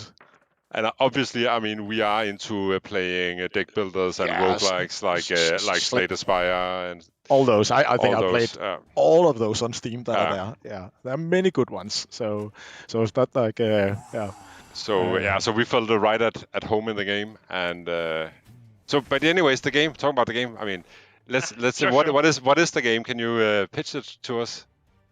So Spellrock is a deck building roguelike where you play as a wizard, but instead of using mana to cast your spells, you roll dice, and you are fighting what we call the Void Walkers, who are raining down meteors from the sky and corrupting the world. So as the dice slinger, you must travel across the world, invent powerful strategies, experiment with spells and artifacts, and finally defeat the Void Walkers to save the world. So that's like the basic pitch. Yes. And where did you get this idea with combining dice into deck builders? We always have had a love for strategy games, and we love board games as well. So it felt very natural for us to use dice as the main mechanic. And we also love games like Slay the Spire, all that stuff. So we ended up just mixing those influences and putting our own spin on it. But here in the background, can you see what is going on in the background? Because here we have a video feed running where we can see a fight going on, and I think maybe Torbjørn, can you talk a little bit about how you use the dices and what you can do with the dices? Sure, of course. The stream might be a bit delayed, so I'm not completely sure. I think you're fighting the Jin right now. But yeah, so the goal is each turn you're rolling a set of dice, and it's simply d6. There's nothing more advanced about the dice. But the whole idea is that you're still manipulating these dice. You're re-rolling the dice, you're flipping the dice, you're merging dice, copying the dice, you're doing all kind of things with them, and then you're using them in the different spells that each have some very specific requirements. So you can see there's some that needs odd dice, even dice, only takes 1 to 4s, and so on. So it's all about building that combination of your spells and the artifacts and potions. There's a bunch of other mechanics as well, a bunch of other systems. So it's all about building that combination and just making the strongest combination where you can play around that the randomness that is. And I think that is that is really, really smart. I think the way you use the dice, the way you can manipulate them, the way you can put them into a spell, and then sometimes the dice will come out with -2. So if you put a 3 in, you get a 1 out, and so on. So you have this randomness of the spells being rolled, but then you also can take control over it through the spells in the deck that you're building. I really, really think that is really cool, and I haven't actually seen anything exactly like this. So I think that's really cool. And a lot of fun. Yeah, it's very intuitive because as you say, you're using the standard 6-sided dice, right? That everybody knows. So you don't have to explain a lot around that. So that just works, right? So how far are you with the game, and where do you want to take it? So we are quite far along. still have a bit of work to do, of course. We still have some placeholder stuff to improve and replace. But in general, it's all about polishing and packaging the game, so it's as awesome and exciting as possible. And we are heading towards an early access launch. We're not quite ready to announce the exact date, but we're planning on having a closed beta soon as well. So people can follow Spellrogue on Steam, and you'll be the first to hear when the beta sign-ups starts. And we are looking at 23, right? So I mean, yeah, it could go into 24, but but we'll see. Depends on how reception will be on the demos and how much polish we need before we feel it's ready, or you feel it's ready. So the game is already has a Steam store page. So of course you can go in and you should go in and wishlist if you are as me. You like card games like this, then go in and wishlist this and follow it for all the updates and involvement that the Guidelight Games will take you on. Anything else on? No, I think just to emphasize, we are putting out a demo. We're planning to put out a demo soon, and we're starting a beta test. So again, please follow us on Steam, and you'll be able to develop the game along with us. Yeah. Cool. But I think that was it. And I'm just gonna say thank you, Tim and Torbjorn, for joining the stream. Thank you. Yeah. Thank you. We are looking forward to play it even more as well. Great. Definitely. Yes. Also look forward to have everybody play it. Definitely. Thank you. All right. Thank you. Bye. Bye. So, All right. That was 2. And now the last game. Yes. And as I said in the beginning, I promised something about Deep Rock Galactic. Yeah, so I just looked at my my Slack channel, and I can see that like a year ago, I tried to convince everybody in here at the office that Vampire Survivors was the next big thing, and that was actually like just when it started, right? So Maybe you can guess where this is going. Yes. And then somewhat later, other games started to come up in this genre that we still really don't know what's called. Survivor-like. I don't know. Survivor-like, yeah. And then I tried to push these games on you and the other founders and people in here because I had a secret plan. I wanted to merge Deep Rock Galactic and this new genre because I just thought it was just so awesome up in my head. And then magic happened, and we all fell into the Vampire Survivor craze. Yes, you got lured in, and we talked about it, and we met a developer from Denmark that we talked about it. We'll talk about that in a moment. But let's see the trailer. But is the trailer? It's called Deep Rock Galactic Survivor, and this is the trailer. Yeah.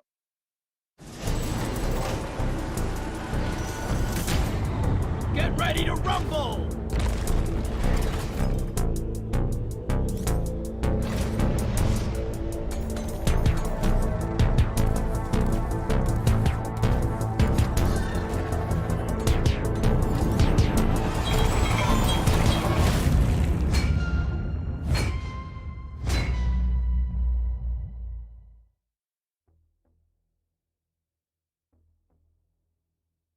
And now we have Martin and Anders from Funday Games in here, the game studio from Aarhus that we are collaborating with on this extremely exciting project. So Anders and Martin, please introduce yourself. Hey guys, thanks for having us. We're Funday Games here in Aarhus. My name is Anders. I'm the founder of Funday, and Martin here is the lead developer on the project. And we're super excited to be here and meet your community on this amazing game. Thank you, Anders. So as I was telling the audience just before this, we met you at Gamescom in August, right? Yeah. And we started talking about if we could collaborate and if maybe there could be something where you could use the Deep Rock Galactic IP for some kind of game, right? Yeah. And that's where it started. So it's pretty recent, all of this. Yeah. It is, and you know, as always, we were having a beer on Gamescom, and Mikkel couldn't stop talking about Vampire Survivors, and we were like, we played as well, and we just kept talking, and I think pretty fast we went into like some kind of prototype phase and found a really cool core gameplay that we wanted to work on together.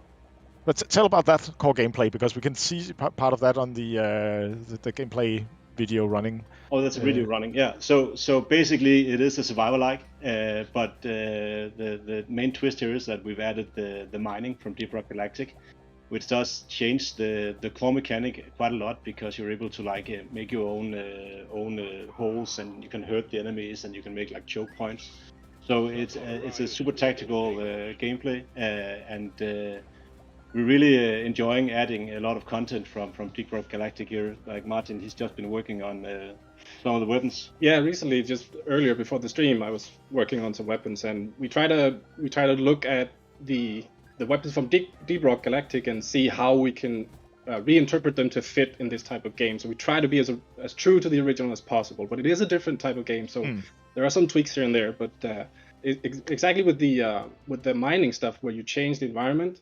So, for an example, the breach cutter in our game at the moment is sort of a bouncy laser, and because you can change the environment, you can change how that laser behaves, and you can guide it into lots of enemies, lots of aliens. There will be a lot of aliens in this game. Oh yeah. Yeah. And I think you can see some of the weapons. There's like the boomerang, the zapperang, or whatever. I don't remember what it's called in Deep Rock. Yeah. But anyways, and then we have the hurricane. The hurricane with the guided missiles is flowing around, and there's just a lot of cool weapons from Deep Rock Galactic that you can have fun with. And we're gonna have like the 4 characters, the 4 classes as well, and we aim to have as many of the guns as possible, with respect, obviously, to the gameplay we're building. Maybe some new ones too. Yes. Maybe some new ones as well. So we're gonna have the 4 dwarves, but it is a single player game. It is a single player game. That's why it's called Survivor. Deliberately. Yeah, exactly. But I think there's like, I mean, we spent some time actually discussing should it be co-op or not, and I think that we were looking at the genre, and so there's stuff that we are doing that is true to the genre, or the genre that is being defined as games are coming out in this survivor-like. genre. The survivor-like, right? And having like a single input to the dwarf and is key, and then also adding like the multiplayer aspect, I think would be very chaotic and something that would be difficult for you to control, because when the game gets really intense, right, we are taking over the full screen with particle effects and bullets and monsters, right? That's the plan. That's the plan, and I think the game needs to do that, and I think that would be challenging in a co-op game. Exactly. And we do have some pretty intense moments where you're running to the drop pod, and there's a couple of hundreds aliens on the screen, and equal amount of bullets flying around. So that's super fun. Yeah. So time-wise, with this game. Yeah, so we're running pretty fast, right? Yeah. So this has been done in months, based on Deep Rock Galactic assets and your exceptional skills putting this together. So yeah, Anders, maybe tell a bit about where this is going. Yeah, like I've been building games for like 15, 20 years now, and I don't think I've ever been in a production as fast and smooth as this one. So it's all due to obviously the Deep Rock Galactic brand we have in our backpacks. We can use the models. We can really get fast to a point where the game looks amazing. Also having some really strong reference games and support from you guys in terms of defining the gameplay has been amazing. I don't think it took more than a week or two before we had a solid core. So we're aiming for an early access this year. And we're also aiming to include your like huge, amazing, positive community within the next couple of months in some kind of closed beta as well, and probably also a demo. So these things are to be defined, but we're moving fast, and the plan will, be adjusted accordingly. Yeah, we have. I mean, as I know every week I'm looking forward to Tuesday, because Tuesday is when we spend an hour together where we actually play the latest build of Deep Rock Galactic Survivor, and that is always a lot of fun to see what has been going on, and it's constantly just evolving, and new stuff is happening, balancing is changing, and it's just really awesome. Exactly. And getting everyone in the community in on this is just going to be something we are looking forward to. That's going to be fun. Every Tuesday we try to challenge Søren to win the game, and most of the time he actually succeeds. Yes. So we're going to have to make it harder now. More balancing, guys. More balancing. Yeah. So anyways, if you out there are watching this and you like what you see, you also have a weakness for this genre, I mean, please go in and wishlist Deep Rock Galactic Survivor. It will mean a lot to us, and then you will also get the latest on when we are releasing demos and so on. All of that. Yep. Yes, go wishlist, follow. Steam Store should be live now, right? Yes, it is live. So awesome. So wishlist. Exciting. Me too. Yeah. Very cool. Thank you, Anders and Martin, for joining our stream. And, Thank you. Thanks. It's a pleasure. Looking forward to the collaboration. See you, Jeff Runstone. All right. Was the 3 titles in less than 45 minutes. Yes. So it is. I gotta say, I mean, I think it's super exciting, right? I mean, now we are starting this adventure with the Ghost Ship Publishing and seeing our first 3 titles here back to back. I think this is like the first time we're seeing them like this. I think it's just really cool. Magic moment. Obviously, you can say, looking at the games, it is a mixed bag of different genres. 2 of them are actually single player. Which is also But we basically just hope that you like what you saw here and want to take on the journey on some of or all of these. That's of course up to you, and we will keep collaborating with these and help them get the games to market in as good shape as possible. But now I think actually this part is concluding. I think so part. too. Yeah. So I think we're done now with that, and I'm just gonna ask, like behind the scene, are there any questions in regards of any of these things? Because we could take a question. Of course, that's true. That could very likely be questions. Yeah. So we have time for some questions. That's fine. Is it just about publishing, or because people are kind of reverting back to Deep Rock? So some of them are. So the questions here would be about publishing all the 3 games. People can ask about But okay, here's of course, if there's 0 questions, then we'll. Yeah, but that's fine. Then I think we're just gonna stop it here. Søren and I has also been talking now for almost 2 hours. Yeah. So I think we need to. There are questions. There are questions. Okay. Wondering which questions you want. Let's take some. What is the price tag for DRG Survivor? What's the price tag for DRG Survivor? Okay, so we haven't for the 3 titles you have seen here. We don't have any price tags, but obviously we are looking at the competition. What are other games in this in the different genres? Because the 3 games are also very different, right? What is the competition? What is the price level here? And then we are gonna do something comparable. I think that is as far as I can. Yeah, and we know the price sensitivity that it is on Steam. We're very much aware how all this works, also with the regions and all that.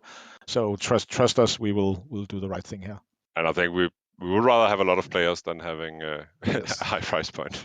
Yes. Will you work towards making DRG a whole brand with more games and non-game content for it? These things are just happening, right? I mean, now we have the board game. We have now Deep Rock Survivor is coming to the table. Some in the audience asked about a comic book. I think that we're not saying no, but the main problem for us is actually time and investment, because we need to.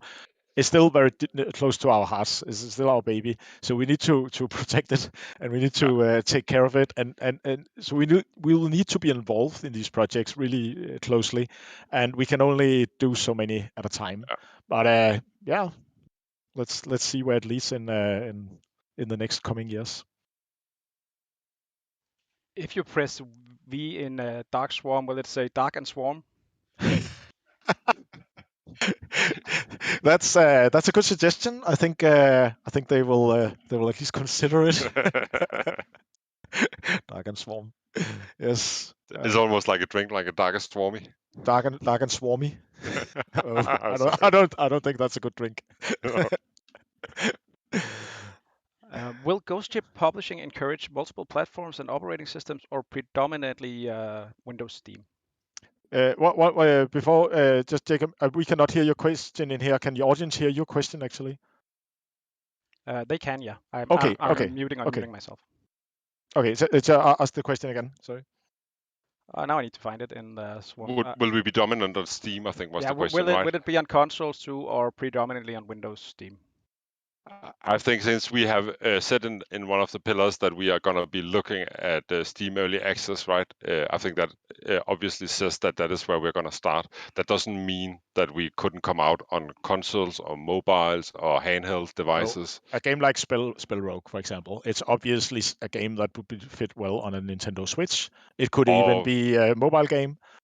So we will take that when the game is established and well polished on Steam and has rounded out all the edges and are ready to move on. Yeah. But I think one, you should never say never, of course.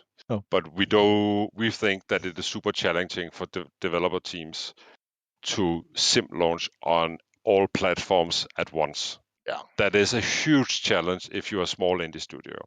It was something that was big for us. Every platform we have come out on has been a big effort for us. And I don't think we want to put that on the game studios that we are working with. So in that regard, I think it is gonna be more staggered the launches. With other, of course, there will be exceptions, right? Is Deep Rock Survivor canon to DRG lore? Deep Rock Survivor is canon to Deep. Probably yes, but it's still not totally decided. We are very light on the whole lore and canon thing anyway, so it's going to be clearly existing in the universe. I mean, we're gonna have a mission control there. We're gonna have. I mean, you're gonna be sent in there. I think it is fair to say that it is set in the world. Obviously, sometimes we are gonna deviate from what is Deep Rock Galactic, but I mean, mostly it's gonna be the same. It is taking place in on the space rig. You're coming down in the drop pod, right? You have the weapons from Deep Rock Galactic. It's clearly Hoxxes. You have the 4 dwarves from Deep Rock Galactic, right? So I guess I would say the answer is yes, it is in Deep Rock Galactic lore. Yeah, it's true to the lore. Did the success of the board game play any part in the decision to make something like Deep Rock Survivor? Deep Rock Galactic Survivor? It inspired us that it was possible. It inspired us to see that it was so well received that we did it. So it kind of made it like, okay, this is possible at least, right? I think that was the thing. And that the brand, the IP can transcend into other medias, and for sure, it was in that regard a proof of concept, you can say. How many games does Ghost Ship Publishing plan to publish each year? We have not set a goal. For now, it's whatever we can cope with. I think it's not a lot. So to be honest, I mean, we are very passion driven in what we do. Yeah. I mean, it is like, I mean, as when half a year ago we didn't imagine that we would have a publishing.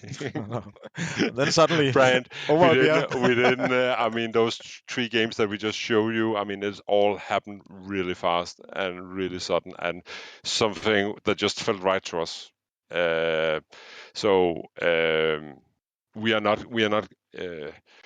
not going to say that we're going to have a specific cadence on releasing games. No. If we end up not wanting to publish any games for a lot of a time from now on, we are not doing it, right? If 5 games come by that are all perfect and we can't say no to them, then we're probably going to publish them, right? So passion. Yeah. Will we see more crossovers now that you guys are publishing games like Deep Rock stuff appearing in Dark Swarm? Yeah, so crossovers is not something we, as you know, have really gone into. We've done a little bit with Satisfactory, where they've had some stuff from us in their game. We had the promotion gag with Power Wash Simulator. Yeah, but that was kind of outside the game. That was but outside of course, the game. There's been many that wanted then that to be integrated more. It's something we will maybe look into in the future in some cases, but it really needs to be like obvious and feel right for us. And, it's not something we're specific seeking out, right? No, I mean, we're not taking it as something we are proactive about. No. And it's whenever we get requests, we just say no right now because it's time. Yeah. Will the approach to community-based development also follow the Deep Rock Galactic style for testing, wiki, and translations for the games? We are gonna recommend it. Yes, we're recommending it. We will help with facilitating it and telling what we did, but it will be up to the developers ultimately how they want to deal with these things. We will be a service type of publisher. We will provide services. We'll say this is what we did. You can choose from these different options, and we'll guide, right? But at the end of the day, with the contracts we're setting up, it is the developers who have final say on these things. Yeah. Deep Rock Galactic becomes a huge deal. Now it has a spin-off. Will there be any films or series of some sort?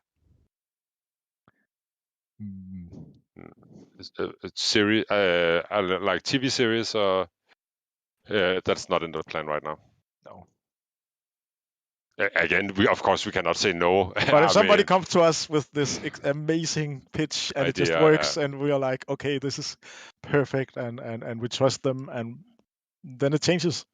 So we're just saying what the situation is now. Yeah. Does Ghost Ship Games want to establish itself and its future partners as defenders of consumer-friendly practices, and are those practices set in stone? Basically, I don't want to be defenders of a different business model. I think it's nice that people appreciate the way we are doing things. We totally like that. It's also fine that people use us as an example, but we are not gonna be crusaders. We're not gonna go out to others that are doing it differently and telling them you are wrong. That's not our goal. We would like to prove that this way of doing it is totally viable, and then hopefully inspire others to just take that way. But we're not like crusading in that way, or no.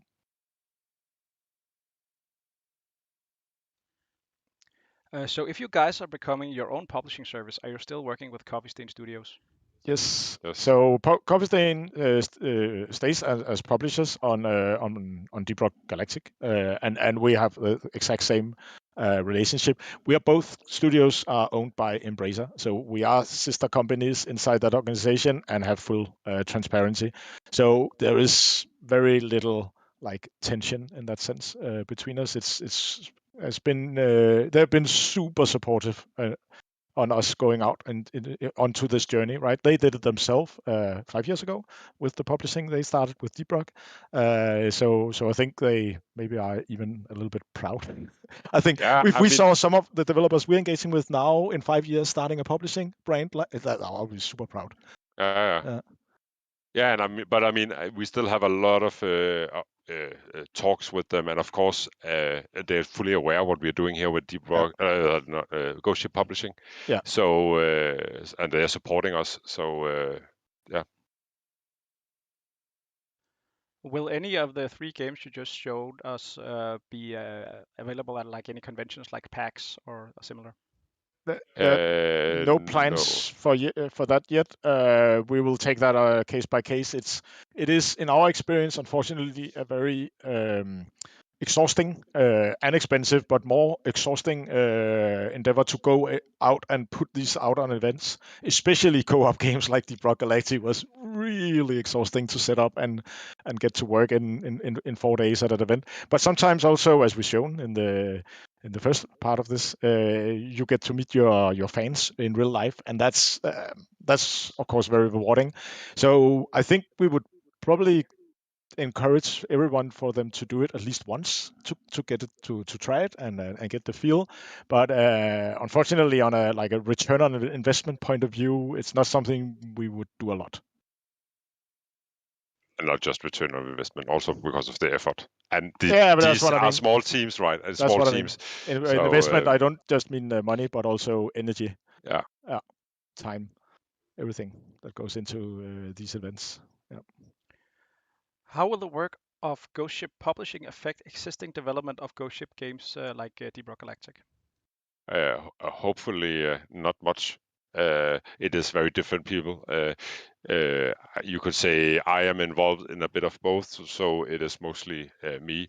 But we have, a rock solid team sitting on Deep Rock Galactic, delivering the A game. Yeah. So no worries. no worries. It's still a steady ship. Yeah. Yes, internally. Yeah. So I think it is more like you, the fans of Deep Rock Galactic, should not be worried as a sanity thing that we actually do other things than just Deep Rock Galactic. We've been working on it for 5 years now, so I think it is personally to me, I think it's very inspiring that we also get to do a little bit of different stuff. But I guarantee you, my attention is steady on Deep Rock Galactic. Is Ghost Ship Publishing open for submissions, auditions, and if not yet, when do you expect that to be open? Now that we're on topic.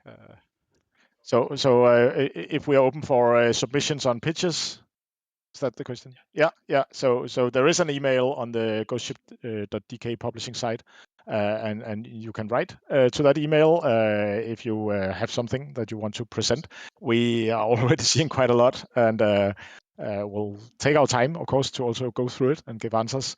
But we will say that if you don't have a playable prototype demo, and if you don't have a team that can execute, you will get a pretty quick no.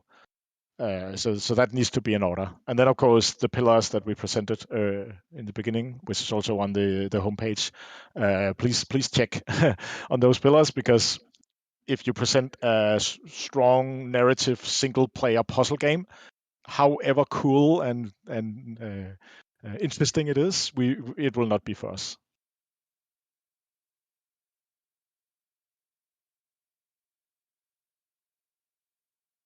Yeah.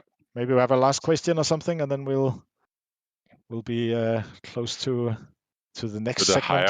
hiring for Hoxxes. Yes, lots of funny. So I'm looking forward to really going up and see cool that trailers. after this and have a cold beer. Yes, we deserve that, Mikkel. 2 hours straight on this.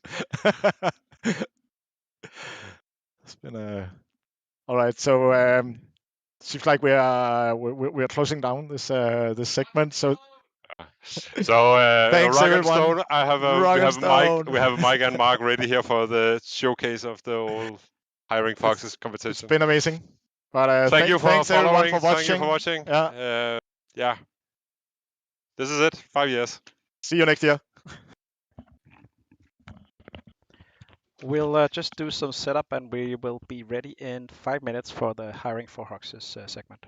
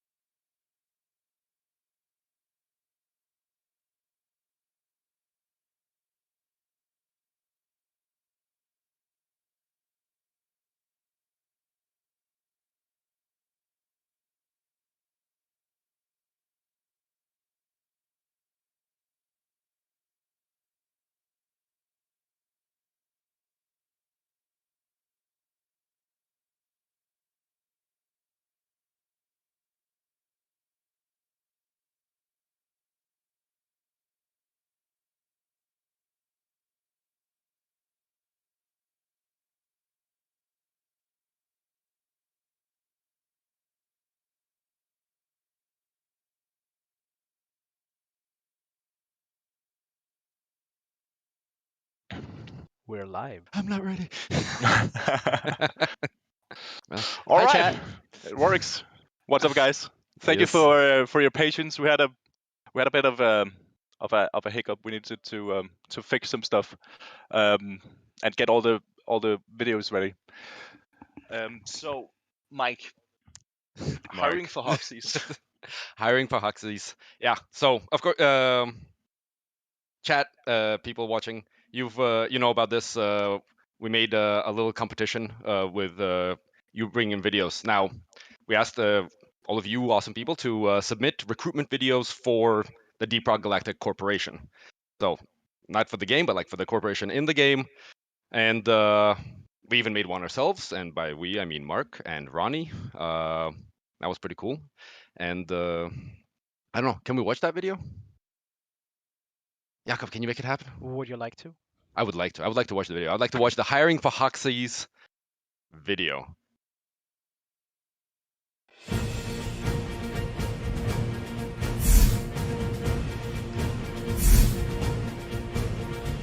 I'm doing my part. I'm doing my part. I'm doing my part. Rock and stone. Rock and stone, brother.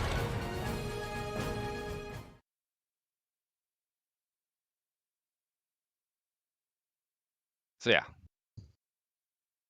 that was our best attempt. Yeah, that was. But you guys have sent in a lot, and it's crazy. We got 195 submissions altogether. I have it written down right here. I have a paper.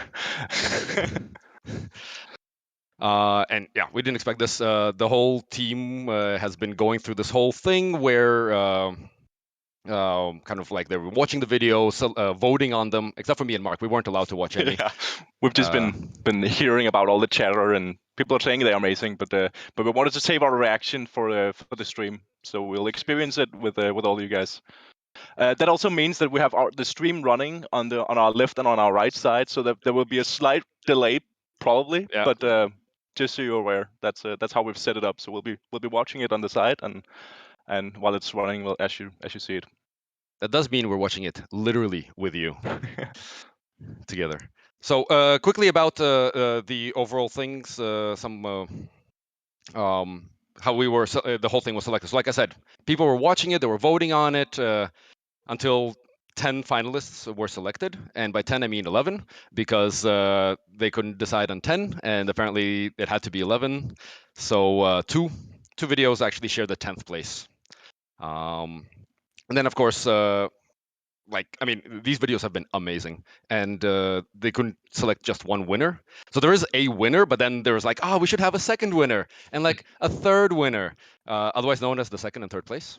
And those are also going to be in there. Now, there's also a bit of an update to kind of the rewards for the whole thing. So we said like, do make these videos. We'll select the winner. The winner's going to get some cool stuff.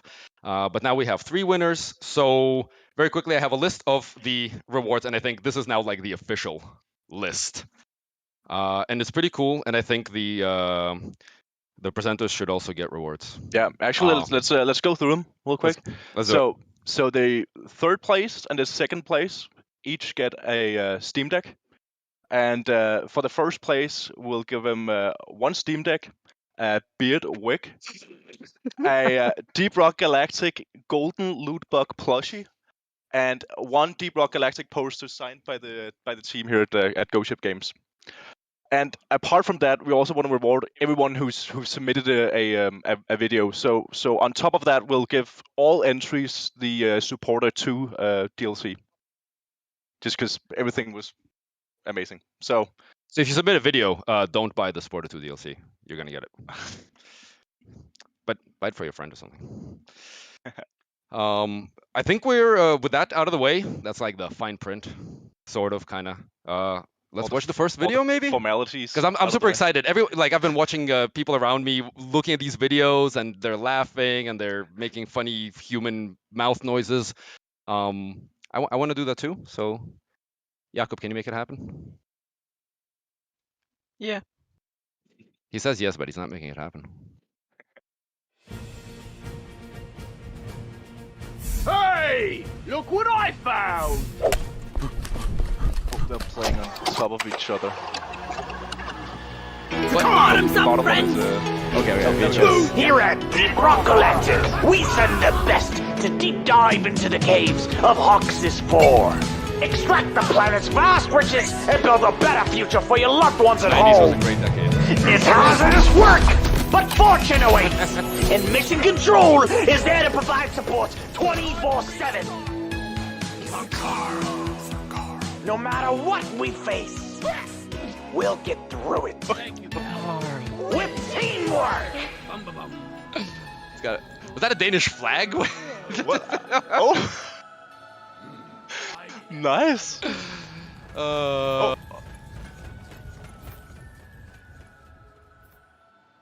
There's more, Mike. There's more. It doesn't end. And bring a friend. Nice. Fortune and That's so glory. wholesome. That was like a 90s commercial kind of vibe. Yeah. And the sub. That was also like the best looking VHS I've ever seen, like in terms of quality. I'm so happy VHS is gone. That was really well done. Who created that one, Jacob? Discount Grandpa. Discount Grandpa? Discount Grandpa. Beautiful name, by the way. Yes. By the way, quick disclaimer before we go forward. These videos are not being shown in any particular order. So, like, it's not like we're going from 10th place to like the winner. We're just showing them. I mean, we haven't seen them. We don't know. We don't even know which one won. Apparently, there's going to be like envelopes. We're doing this properly, yeah. But what did you think about that one? I think it was amazing. I was really impressed. I mean, if this is just one of them, then I think they're setting the bar really high just from the get-go. I mean, all the nice camera angles and I like the whole the filter he had put on top with the film grain and gave it a really cool vibe. Well done, man. Nice. It's super cool. Roll the next one.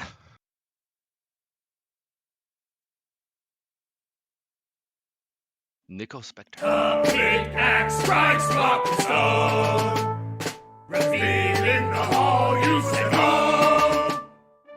Yes, miners all. They look good, don't they? They weren't born this way. Many were your average beatnik and ruffian, but they learned. They enlisted in Deep Rock Galactic. Within these missions, they obtained steadfast virtues, like the knowledge on the large array of combat equipment, surviving in harsh environments unknown to the common person, cooperating with the local inhabitants to tackle generational challenges, and above all, how to have faith in their comrades. Getting aside what to generation? the mine, testing tomorrow, you'll be fine. Promotions, oppressors, mining rocks and crime. All for the money, but to fish amongst the pride. Because Deep Rock Galactic trains every one of them individually, gives confidence in themselves and in all other dwarves. Be ready. Be trained. Be dwarf. Deep Rock Galactic. Enlist today.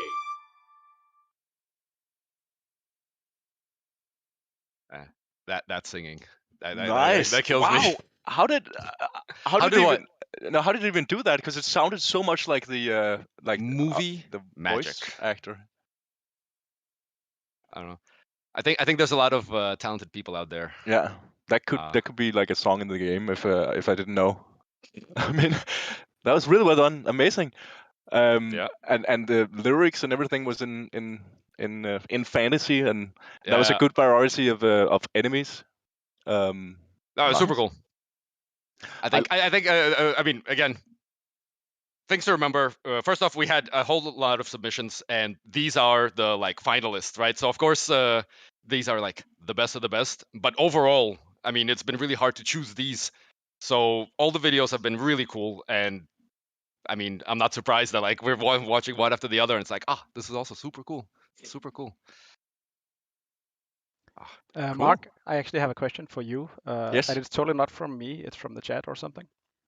As a content producer, someone who does a lot of the videos for Ghost Ship games, are you feeling slightly intimidated? Yes, I'm getting very intimidated. I want to know all the secrets. I want to know how you did it.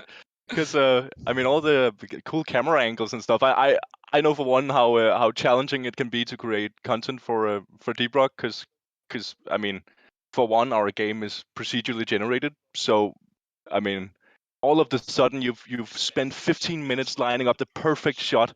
Everything is ready and prepared, and you're ready to hit that record key. And at the same second you press the key down, a meteor spawns on your exact location. You're welcome. Ruining all the scenery, the loot bug you had gently placed in the background, and everything around it. That's yeah.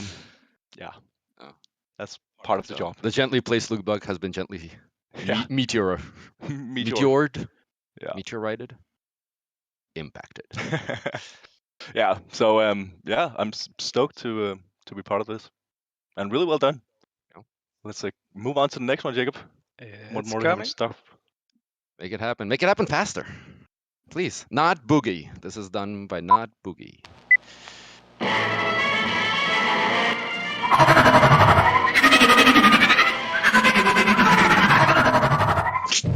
What? Yes.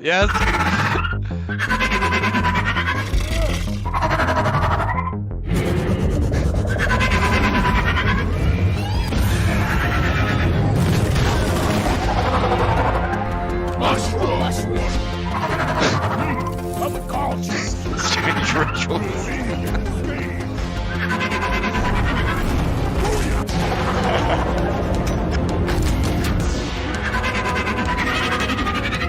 Oh, what? Oh, I hate bugs. Bugs are stinky.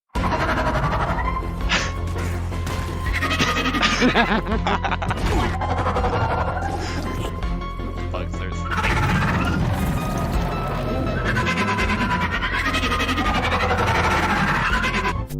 Oh! Special appearance from Mission Control. Yes. What? Don't exist. Destroy it and make it take it out.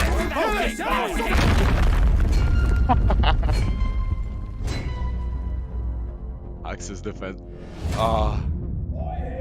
What? Oh, that was good. I'm crying a little from the laughing. What? Well done. Well done. That was amazing. That addresses like a very interesting challenge we have in Deep Rock. Because I mean, are we the bad guys? Yes, Really? yes, we are the bad guys. Well, not we are. You are the bad guys. That was such a creative spin and very well drawn all the way through. Yeah, it's super cool. It's super cool. And animated and subtitles and everything. I mean, I did not expect that. I mean, and I'm actually curious because I think the last scene with the Praetorian might have been like some added 3D stuff that he put together in his own scene. I'm assuming. Because that was really well done. Reminds me of Reboot a little bit. That's very long ago. Never mind. Okay. I'm old. Next one. Super Quaker. Hi, brother dwarf. Join me in Deep Rock Galactic. This company will make all your dreams come true.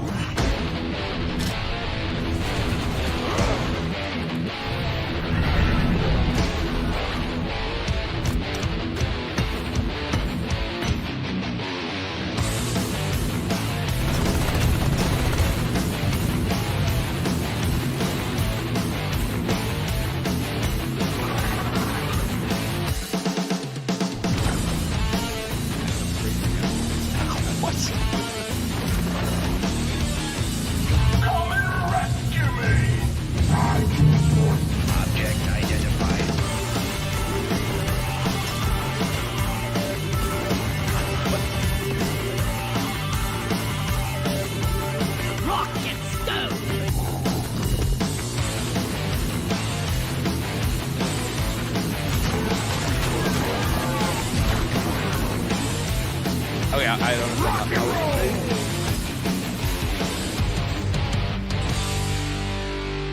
Glad to see you on board, brother.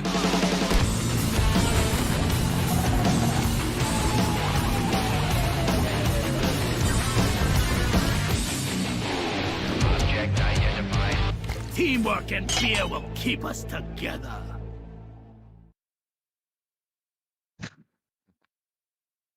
What? Yeah. I don't know. Where do you start with this, Mike? I mean, the facial animations. Start with that. The facial animations. There was some sick camera work with like transitioning in between different angles, and we had the handshake. Was also I mean, that's incredible. just a custom animation. Yeah. No? What do you mean, well just a done, custom animation? No, I don't mean like I mean like. I don't see how that could be done with anything. Well done, Super Quaker. That was impressive. No matter how this competition goes, tell us your secrets. I need you to reach out to me on Discord and tell me how you did all that camera stuff, because that was crazy. That was really impressive. Like with the ripper. With the ripper, and there was like some slow-mo action and the camera moving from one angle to another to capture like. Can you do that in Ansel? Both directions. I don't know. Maybe. Jakob, can you do that in Ansel? He doesn't know. Why are you asking talk to me? But what do you mean? You know stuff? Mike. Okay, fine. That was amazing. Really well done. Yes. Next. Drilling in the name of. Oh, I hate drilling in the name of. Come on, guys! Let's forge a better tomorrow! It's a deep rock life for us. It's a deep rock life. For us, we go to Hoxxes to earn our creds, mine minerals and kill glyphids. It's a deep rock life. Dancing in the background. They're making a bit of sense. Yeah, I know. We call the space, bring home, rock and stone is all we know. Drill a scout, gunner, engineer. Fill our bellies full of beer. It's a deep rock life. It'll feel like the bugs are always prowling. It'll feel like there's never any light. But we're dwarves and we never throw the towel in. Stand your ground and give those bugs a fight! Come on, Molly! Coral's legendary. Coral we aspire to be. So if the helmet fits, join Team Rock Galactic. It's a Team Rock life. What in the hell was that? Yeah, our job is nothing like that. It's not glamorous. I didn't give permission to use my likeness. Oi, let's go get an Orc and Stout now. My likeness.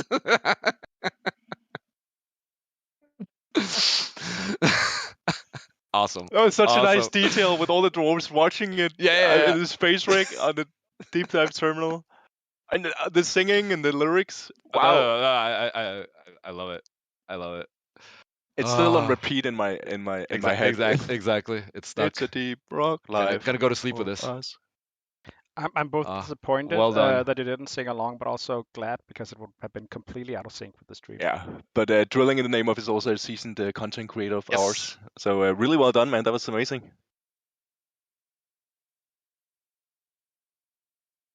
Next. How do you? A mythical company of dwarven heroes on an epic journey to save the world. Wait, Carl, is that right?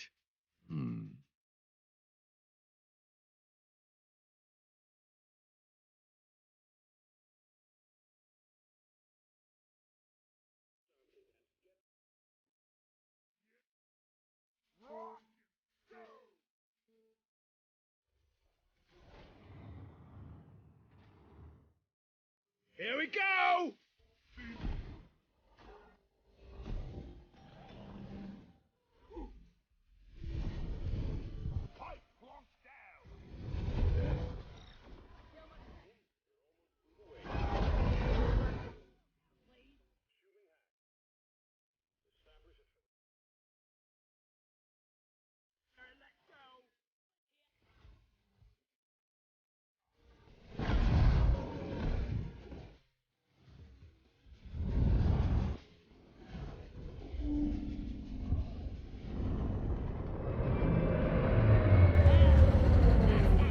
Damn you, Team Rock Galactic! We're rich!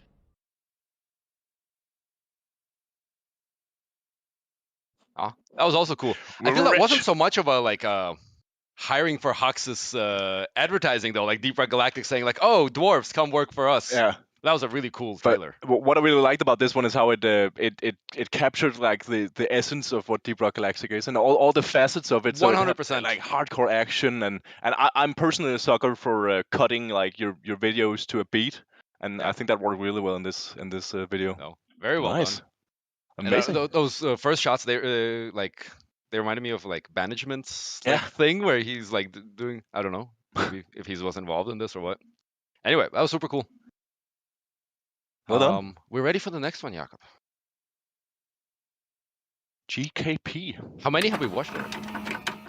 Looking for a career change? Do you long to operate volatile and dangerous yes, equipment? I love this style of videos. Are you 5 foot tall and built like a Dutch oven? That one's actually pretty important. Apply for Deep Rock Galactic today. That one's important. In our current operation on Hoxxes 4, we're rich with workplace opportunities. Excel in one of our 4 exciting vocations, no matter your personality type. 4 workplace bonds. Unionize or quickly become independent. Do not join DRG today. That's not the final logo, right? It is? Who are we trying to recruit, my niece? Good logo. Paint. That was funny. Nice. That was super cool. Unionize. Don't unionize. I think it's amazing how it seems like a lot of people have gotten the same idea with like a commercial type thing from like an old which makes sense. Old which television. makes sense. Yeah, and it works incredibly well in our game for some reason. I mean, yes. But what's with the VHS tech? I like 90s kids making this shit. Yeah. And also I like the small tags beside each class. No, it's like sociopath, and that was yeah, nice. No, well done. Which one are we at now, Jacob? How far are we? I don't think he knows. I know exactly how many. Mikkel says 4. 4 left. Okay. 4 left. There's 4 okay. left. Oh yes, There's perfect. 4 left. So much good stuff. Wait. We've seen 6. I was gonna keep that info from Mike, but I don't believe it. Yeah. Yes. Bring it. Bring it.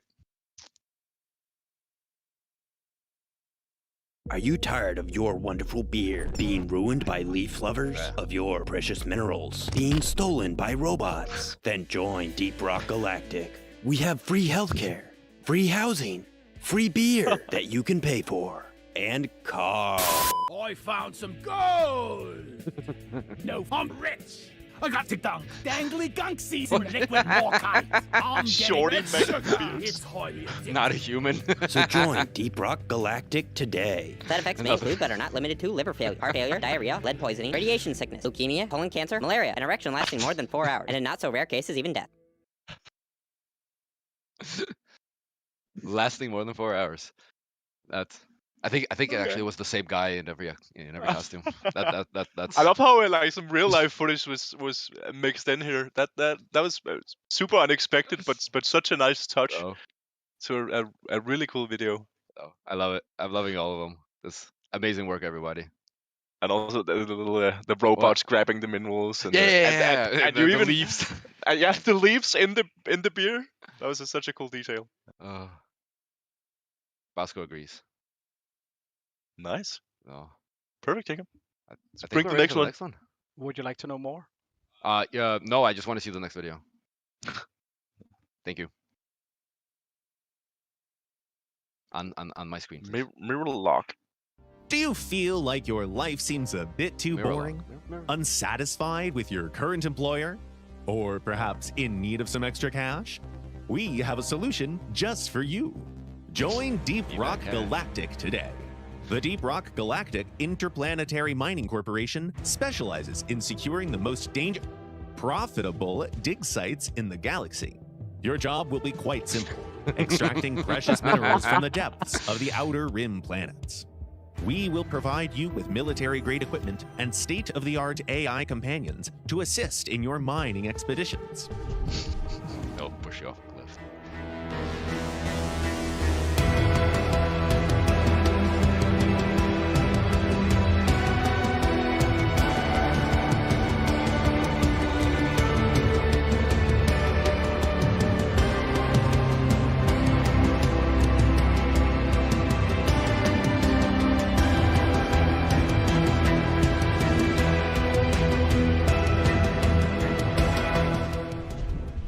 Employees and independent contractors are accommodated in 5-star living quarters at our space rigs, where you can relax, play fun games, and visit the Abyss Bar. Rock and Stone.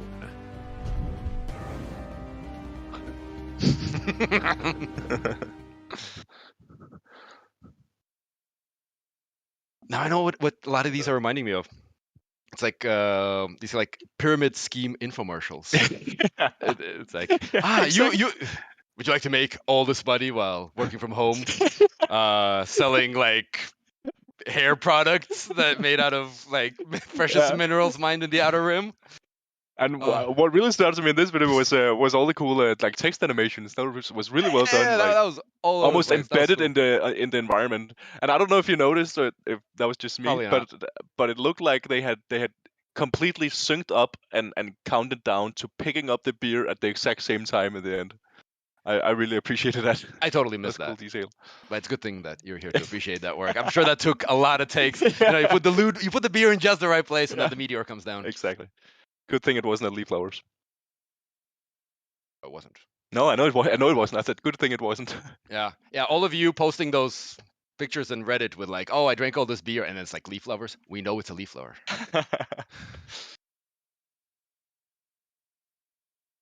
Nice. Next Bring one. the next one, Jacob.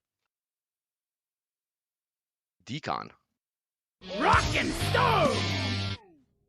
Hey, you! Yes, you! Do you like rocks? Do you like stones? Of course you do! Here at Deep Rock Galactic, we'll give you the chance to mine all the rocks and stones you want for massive company benefits. Choose to train from 4 specializations. Soar through the caves and light the way as a scout. Build all kinds of contraptions as an engineer.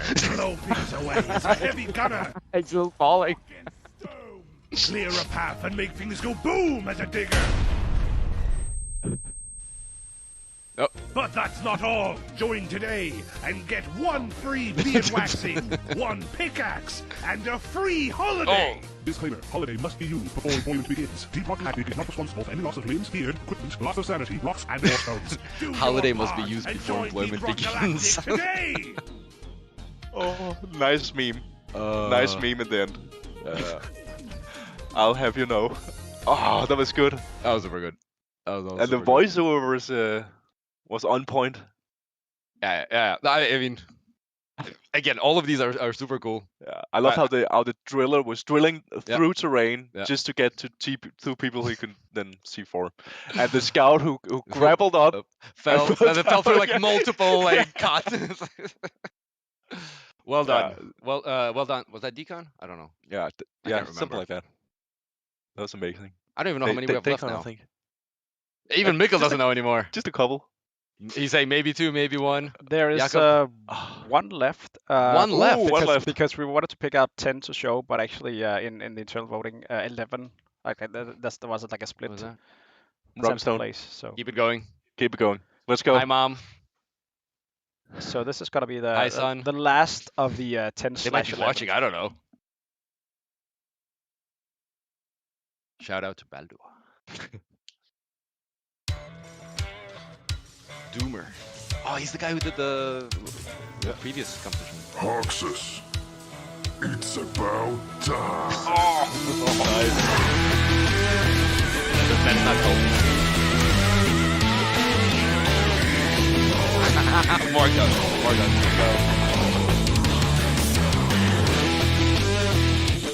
We're ready. By the beer.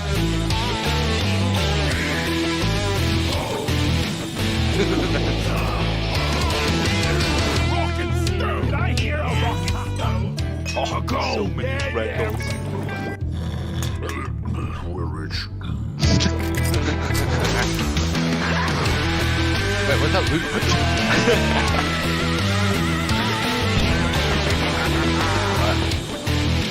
What? Was it a dwarf on top of it? Yeah. But Duber's been doing a lot of this thing where he it's super cool. Well done. That's so. The editing on this video is through the roof. Yeah. That was amazing. But that's also what you come to expect from Doomer. It's such a talented editor over on YouTube. Yeah. So was that the last one, Jakob? So Yes. then, first off, I think let's say a big thank you to everyone who submitted. Reminder: if you submitted a video, don't buy the DLC. You will get a DLC. And a fantastic job, well done to the finalists, the 11 we just saw. But now, like, who won? I don't know. I think we'll have Mikkel come in to announce or deliver the envelopes. A drum roll. Ooh. Nice. Okay, so Very this nice. is the. So we have to drink it first.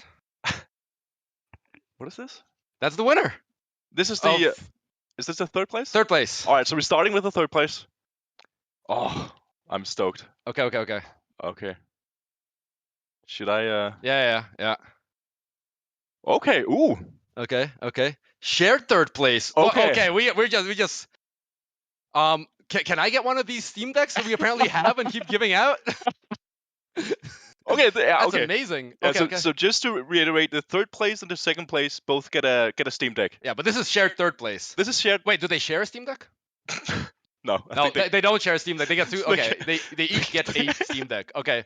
And do you want to say the first one? I will say the first one. It's me. No, it's Doomer. Congrats, Doomer. Well done. Well done. And the second, third place is not Boogie. Woo! Well deserved. Well deserved. Both. And I think we're gonna watch them again. Yeah, of course we should watch them again. So let's start with not Boogie because we just saw Doomer. Yes. Let's do not Boogie.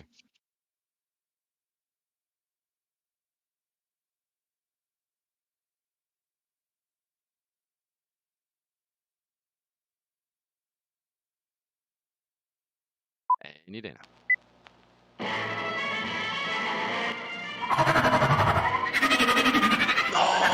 Yes.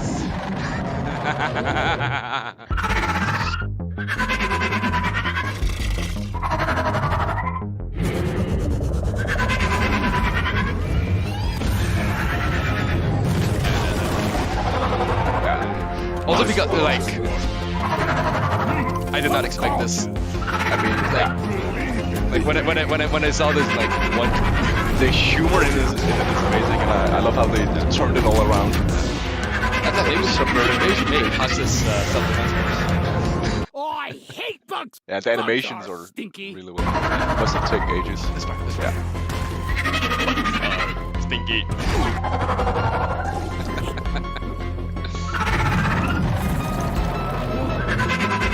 And this so good.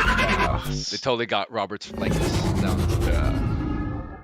Jacob should use that as his profile picture in this one. And outfit. Yeah. With the remote. Probably don't even exist. Destroy it! And surprise!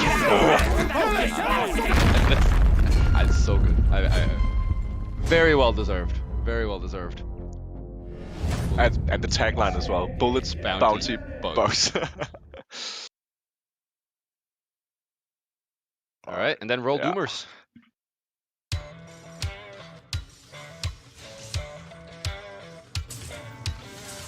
Hoxxes, it's about time.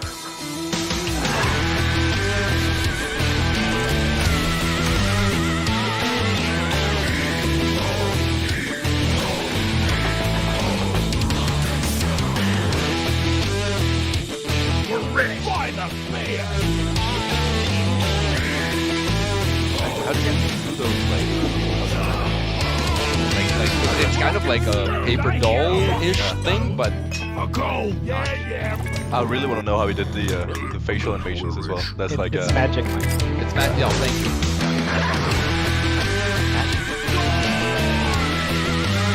But also,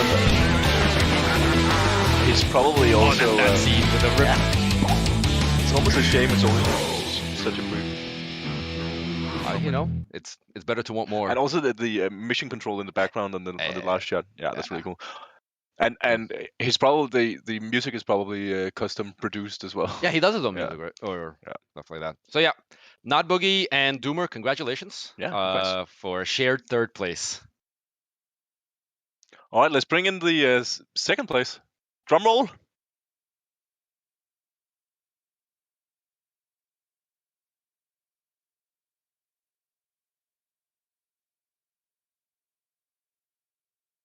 Oh yeah, milk it. By the way, I just realized this thing is like not even in the shot.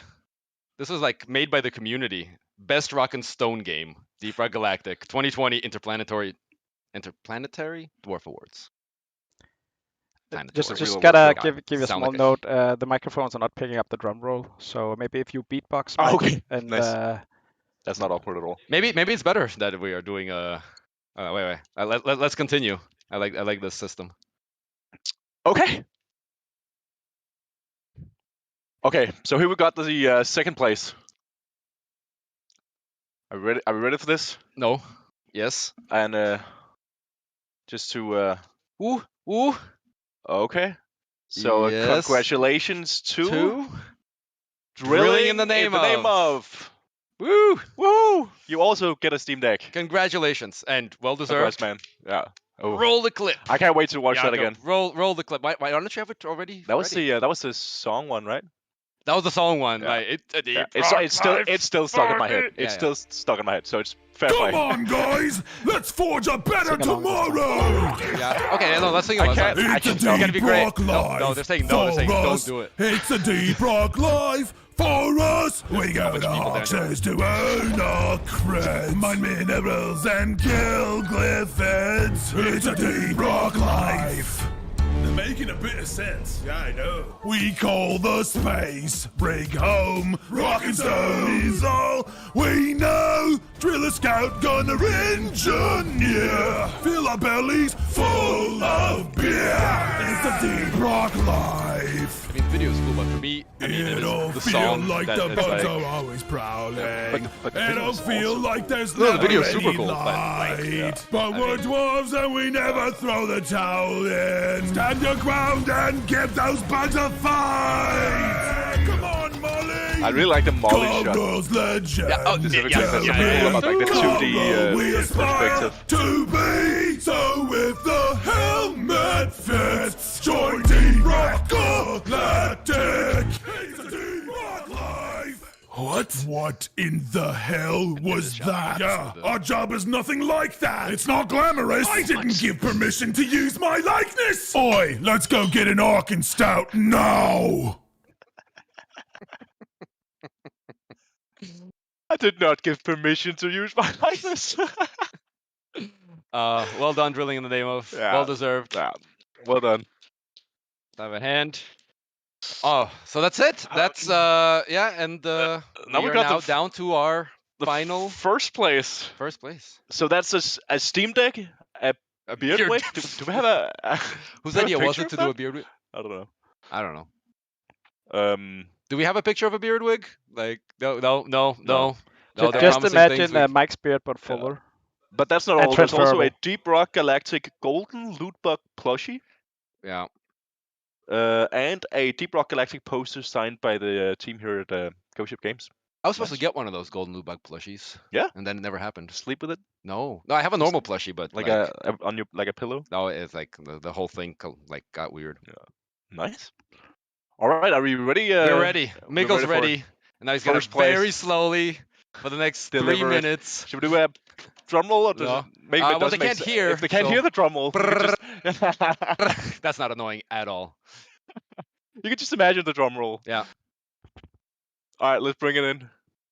I think you should do the honors this time, Mike. Am I gonna? The great reveal. Yes. Oh. Do it. Do it. Ah, very satisfying. Very Ooh. nice. First place. Oh, smells like victory. Okay. Ah, I can read through the envelope. Ooh. Okay. Are you ready? Yeah, I'm ready. It's Super Quaker. Oh, what? That's a quick reveal. Nice, Super Quaker. Congrats. Congratulations, you get a beard Steam- wig. and other things like a Steam Deck and whatever, but you know. Well deserved. That was also Sure. an incredible video. Let's see it again. Hi, brother dwarf. Join me in Deep Rock Galactic. Oh yeah, that one. This Yeah. company will make all your dreams come true. Camo work. I really need to know how this was created. I need to know all the secrets. Apparently it's magic.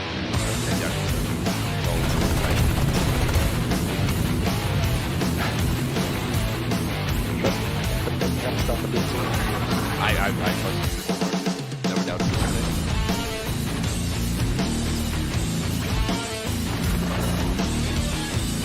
Come and rescue me! Object identified.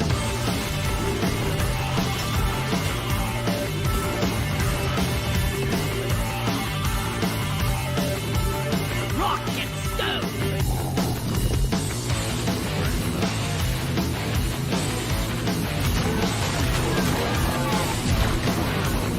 This. Rock and roll!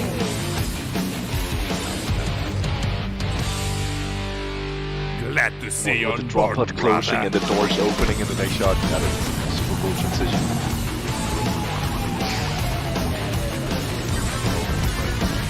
Hang there.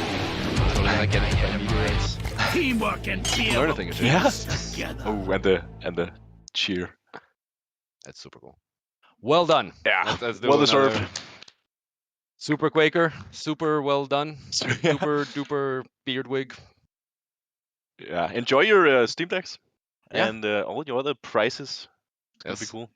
And also, don't forget that everyone who submitted a video for this competition is also getting the Supporter 2 DLC for free. Yes. So I don't know how we'll reach out to you, but we'll find a way. We've probably got your emails and stuff or something. Life finds a way. Yeah, it's gonna be cool.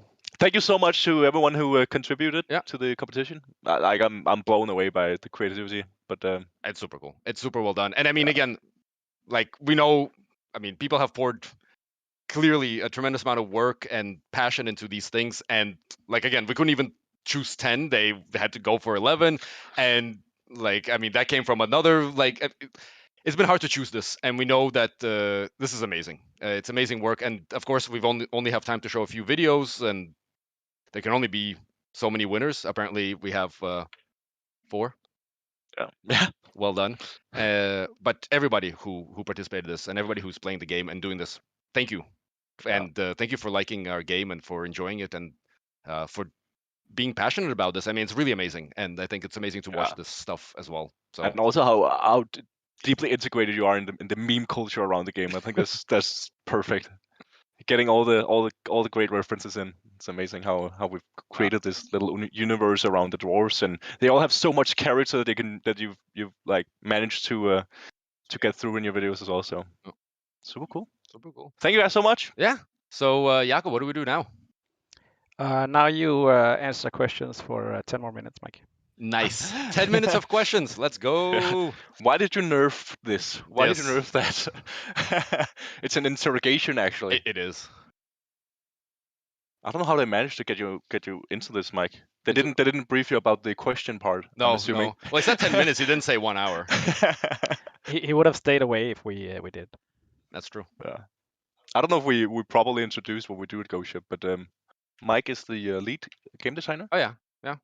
Mark's the content creator. I'm the content creator / producer who's creating all the videos for the trailers and TikToks on social media. You're also on the stream team.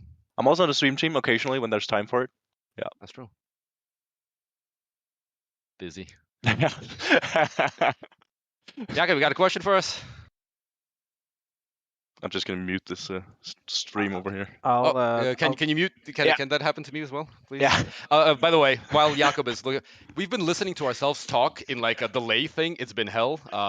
So I hope you appreciate it. Because I that was terrible. That's why we've had one headphone off, because that's the only way we can, maintain sanity. Blissful silence. I didn't really think that part through. No. It's like, you know how you think your voice sounds awkward on video, like when you see a video of yourself and they're like, do I really sound like that? Yeah, we just went through 45 minutes of that. But also you handle it so well that I kind of second guessed if you were experiencing the same like horror as I was, because you were so nonchalant about it, like it didn't even bother you, and I was like really trying to focus. But I'm imagining that's the same that the musicians are hearing, I guess, like in-ear stuff. But I don't think they have it at like a delay. Yeah, just like for that extra edge. I don't even know if it's worse with a delay or without. But yeah, that's probably at the same time. Oh well. Yeah. Bring the questions, Jacob.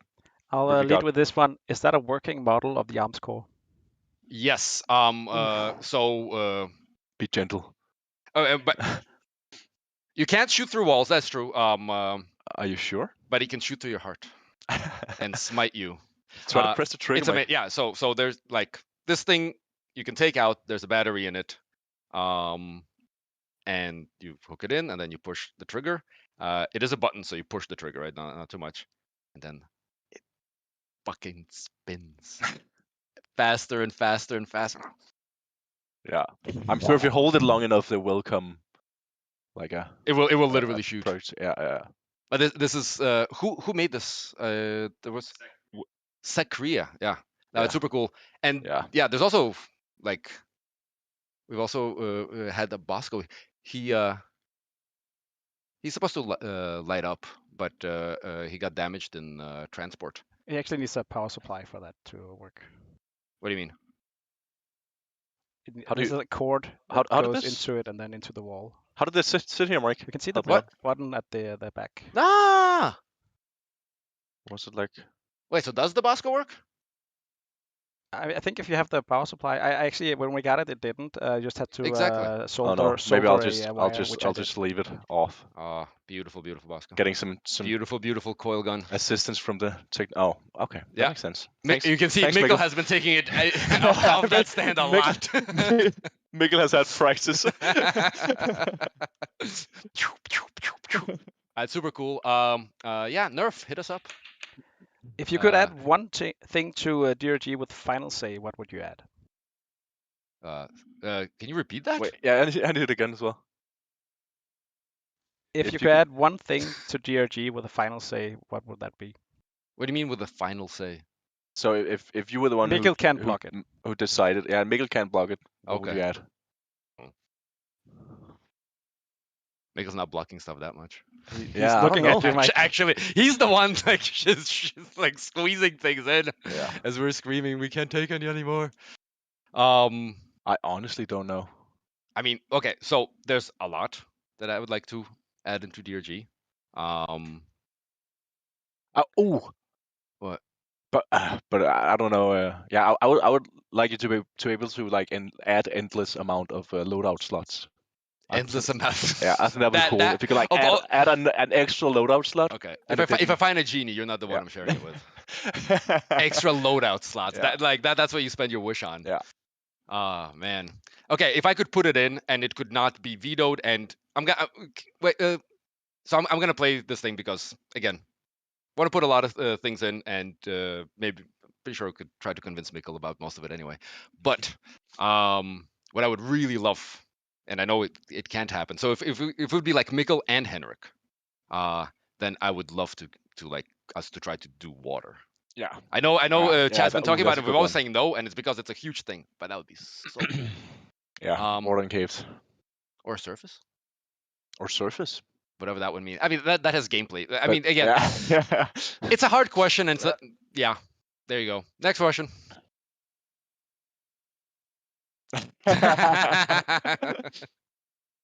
Mikkel in the background was like, maybe I should leave the room.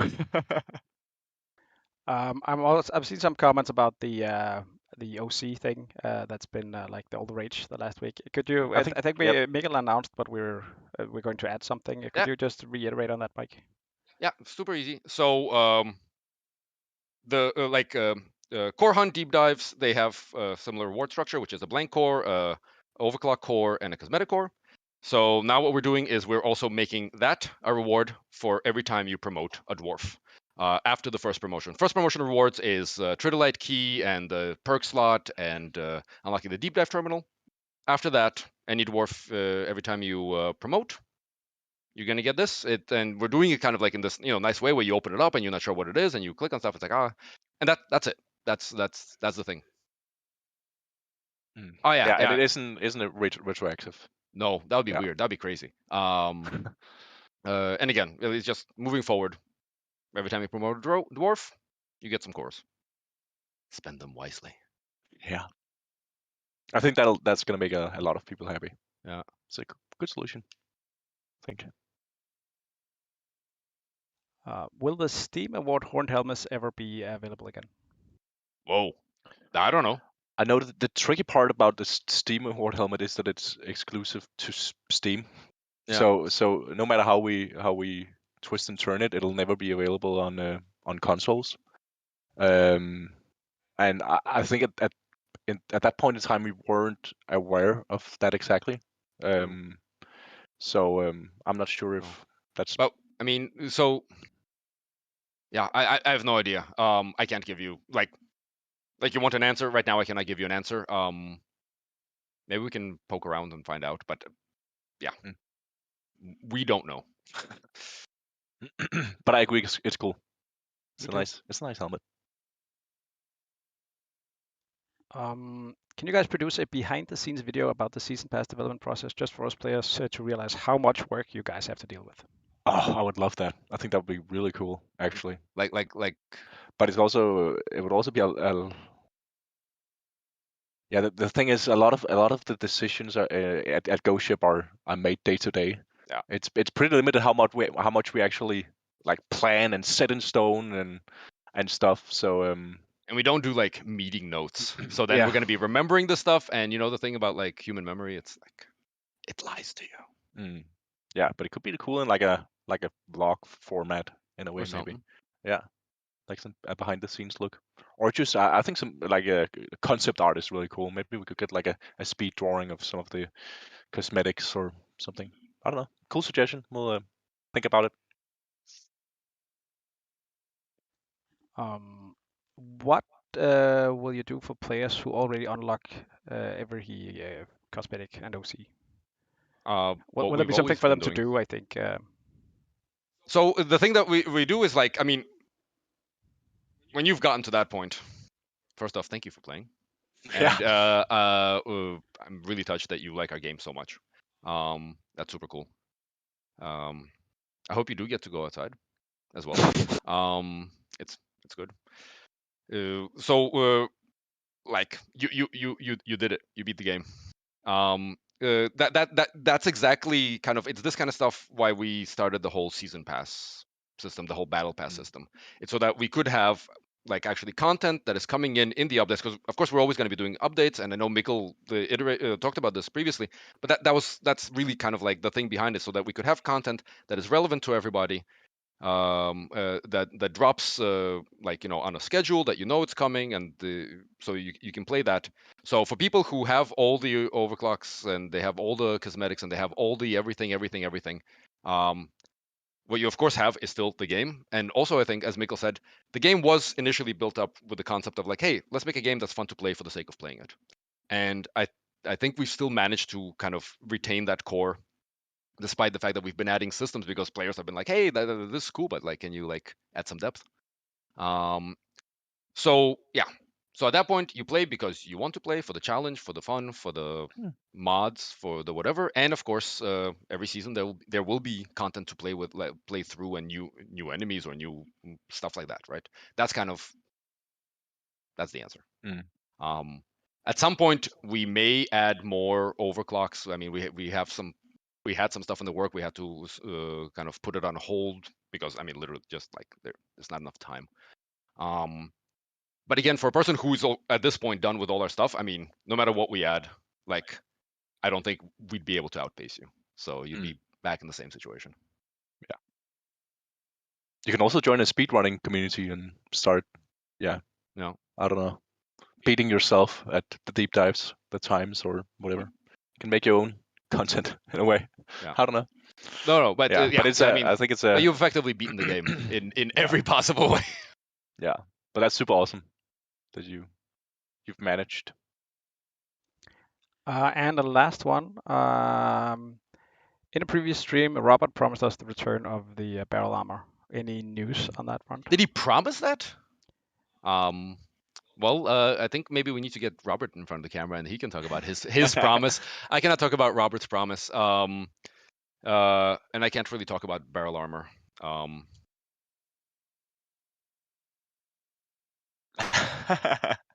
But yeah, that's it. Yeah. Bye.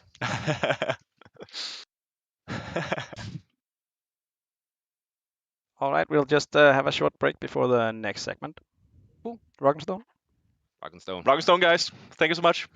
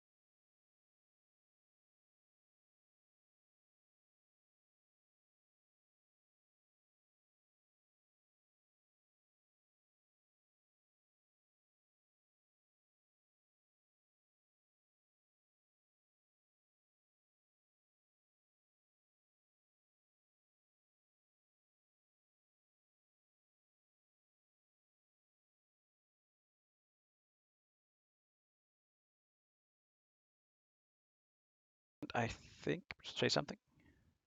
Hello. Hello. All right. Yes, this is the next segment of today's program. We are going to do a short, what are we going to call it? An overview or a what are we? Space Rick tour, maybe talking about what has happened in the Space Rick for the past year or That's so. true. That's true. Yeah. So we recently started doing more detailed decorations on the space rig for our seasonal events. So and Harper is one of the masterminds behind that. So let's see what you have cooking, Harper. Yeah, so we're having a bit of a sneak peek of the anniversary that starts tomorrow. We really went all out with this kind of Art Deco, dripping with gold aesthetics. And I think it's a really good fit because often dwarves are kind of, associated with Art Deco, and elves are more like Art Nouveau style. And obviously there's champagne-looking beer. It's beer, probably. Dwarves It's always only. beer. Yeah. And of course, we're trying to keep it very exclusive here. Lloyd is also dripping with gold. Is that a champagne or a beer fountain? Yeah. Sparkly. Oh no. Oh no. Oh no. Oh. Oops. That happens. It happens. I'll just drink this. Oh no. All right. Clumsy dwarf. Ooh. Ooh. So how much? I mean, like it's like every seasonal celebration has something like tiny and interactive or like small secrets. Without revealing too much, is there anything in this that you haven't even told anyone in the office? Well, I think maybe some fans have noticed, but usually when we have these holiday events, the ladies here, the girl gang, they all get hats. Ah, yeah. And I think just yeah, there's gonna be a lot of sparklers and to light, and obviously, well, we're looking for some of the trophies tomorrow.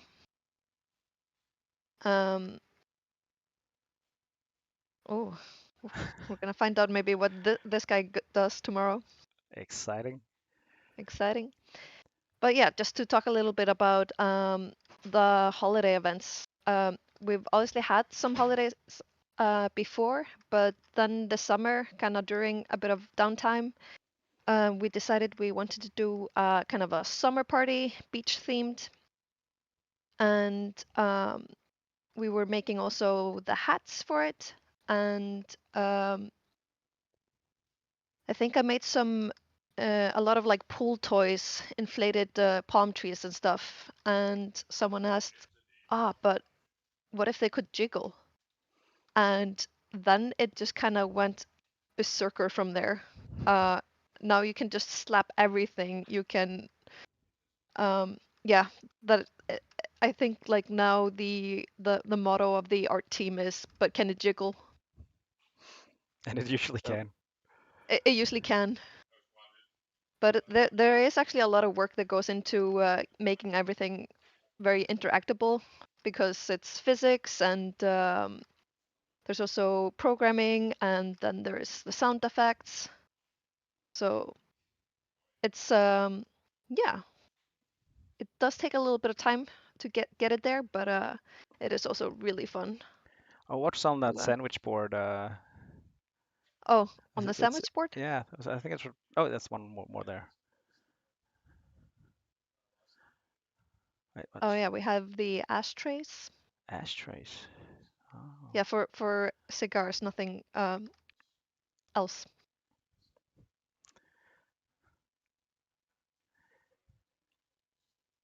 But yeah, and yeah, since we went all out with summer, we decided to we had some other events and that had been done in the past, and we just really wanted to amp all of the events and get them to the same level. And I think people were really happy, for example, with Oktoberfest, because I think it was it just brings the like coziness to the space rig.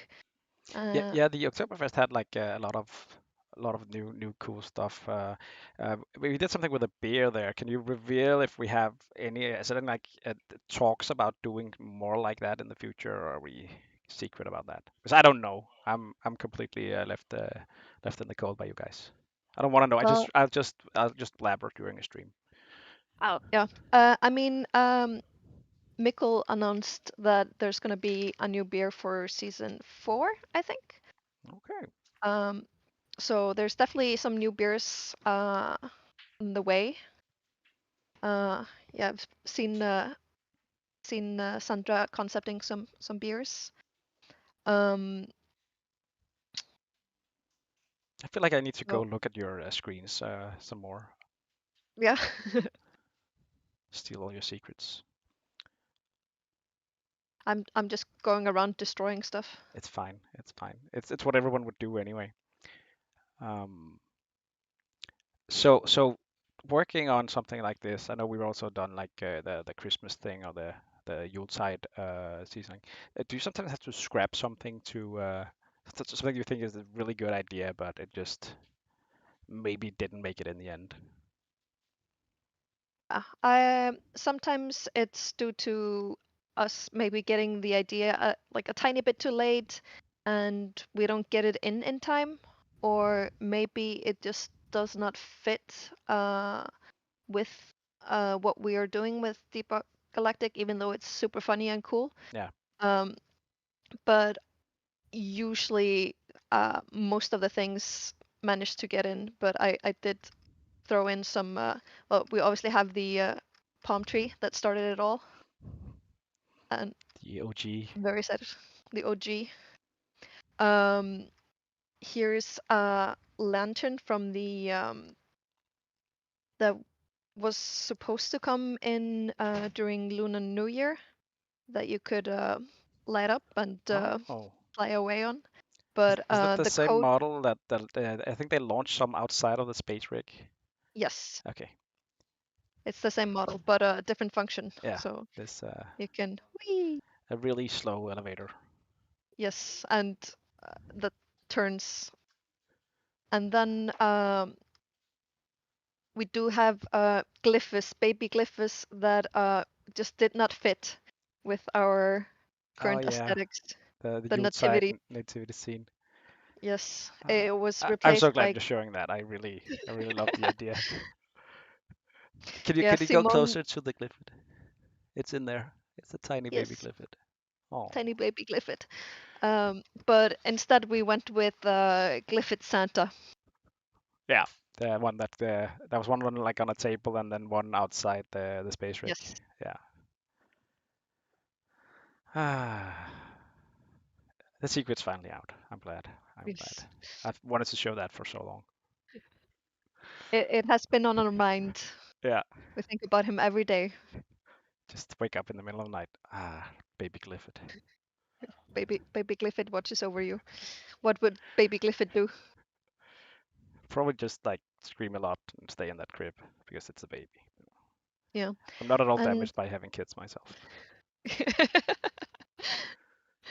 But yeah, a lot of the times also some of the decorations are randomized, so it's sometimes a bit of a pain to test things out. Like, for example, we also had to add season 3 stuff into the space rig.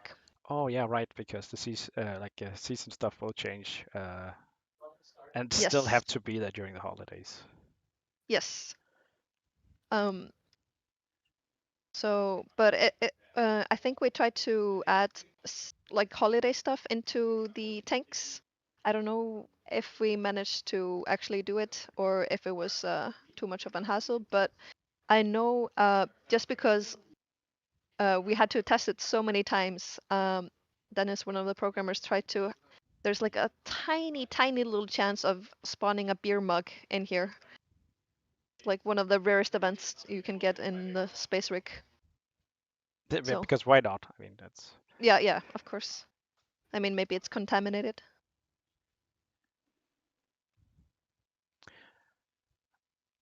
so sometimes like with I think it was the Yuletide one. I just walked around finding like stuff in the corners everywhere. So will there be tiny secrets out there to just go and find? Um, I'm not sure about the anniversary, but there is often secrets, yes. And Fine, keep your secrets then. maybe there are, maybe there aren't. Maybe they're so secret I don't know about them. Maybe go find them yourself, Jacob. Yeah, I will. maybe. Tomorrow I will. It looks really good. It's also it's just so I mean it's very extravagant. Yes. I feel like it catches the Danish hygge. Yeah, it's dark and cozy and it's cold outside. Yep. Actually, one of the hardest things we had trouble with this year for decorations was having curtains. They were actually really hard to make because the first tests we wanted to do some for season 3 when entering the med bay, like those plastic curtains. But we ended up just doing these sprays and desanitizing laser instead. Oh yeah. It's just because of how our physics system is set up, and we tried to do it with cloth simulation. In the end, we figured we can't do cloth simulation the way we want, so instead, these are all rigged with physics. So we actually did get curtains to work now. Simone worked really long on this, but so I think everyone should just really enjoy that the curtains move slightly. They're very heavy curtains. Nice. I mean, maybe for the average player it's not a big deal, but to to 3D artists we're like, curtains, wow. We live in the future, truly. So other 3D artists they will buy the game just to go see what this marvel, this eighth wonder you've created with the curtains. Yes, I think so. That's Not great. to toot our own horn. But toot, I guess. Toot toot. Yes. Yeah. Can't wait to see this tomorrow. I think that's about it. All the questions I've had for you. So thank you for showing it a day in advance. Oh, what does that say? What does it say? It says earn a fat bounty for recovering a trophy. Oh, yeah, okay. How could this Incompetent happen pilot. again? Yeah, I mean, at this point they should probably expect it. Just put like a giant safety net up down there, but Yeah, dwarves are gonna dwarf, I guess. yeah. All right, but Right. thanks, Harper. We will move on to the next part in a couple of minutes, where we are doing the legacy version. Cool. All right, I think yeah. I'll just talk to you about that, Mike. Yeah, but thank you, Harper, and stay tuned, everyone out there, for the next part because it's gonna be super cool, and it'll be the legacy version that will be available on Steam tomorrow. So thank you.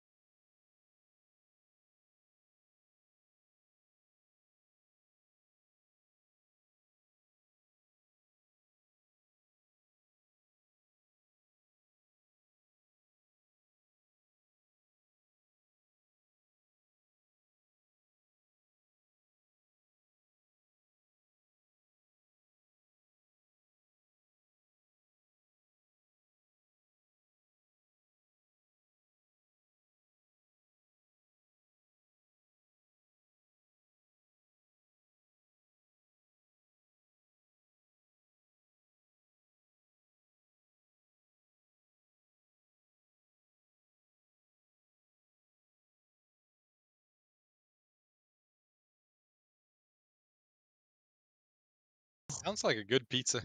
Jim's Yeah, got yeah. Well, you went live now, so. Are we live? Hi, chat. I think so. Hello. We meet again. We meet again. Can you hear us? We're ordering pizza. Yeah, they say pizza. They heard you, Mike. Yeah, they heard. They feel your urge. I'm hearing everybody all the time, over and over again. Well, it's because we're playing the game. It's because I have the stream in the background. Pizza and salad, chat. Pizza and salad. Pizza and salad. Ah. Don't do that to us. The Swedish. I think everybody No. needs to know about pizza salad. Everybody needs to know about pizza salad. Eating that horse. Pizza salad, best salad. No, but I think maybe so maybe Jakob should be the host because then people will be able to see him select a mission and all that stuff, and we are showing the legacy. I have no idea how to select a mission. Okay, so I'll walk you through it. I'm looking at the stream now. Okay, so you click on continue. Yes. There you go. Good lad. Oh, what is this? And then this is the tutorial. This is the tutorial. So first, chat can see this the tutorial. This is what the tutorial used to be like. Surprise! It's pretty much identical as it is now. Should I go to the kind of work? You shouldn't go through the tutorial. You can step out a little. They can see the tutorial biome. Come on. Okay, this is there. I can run a little more. Bosco's already here, right? So we already had Bosco at this point. Just I can't hear shit. Or can I? Yeah, exactly.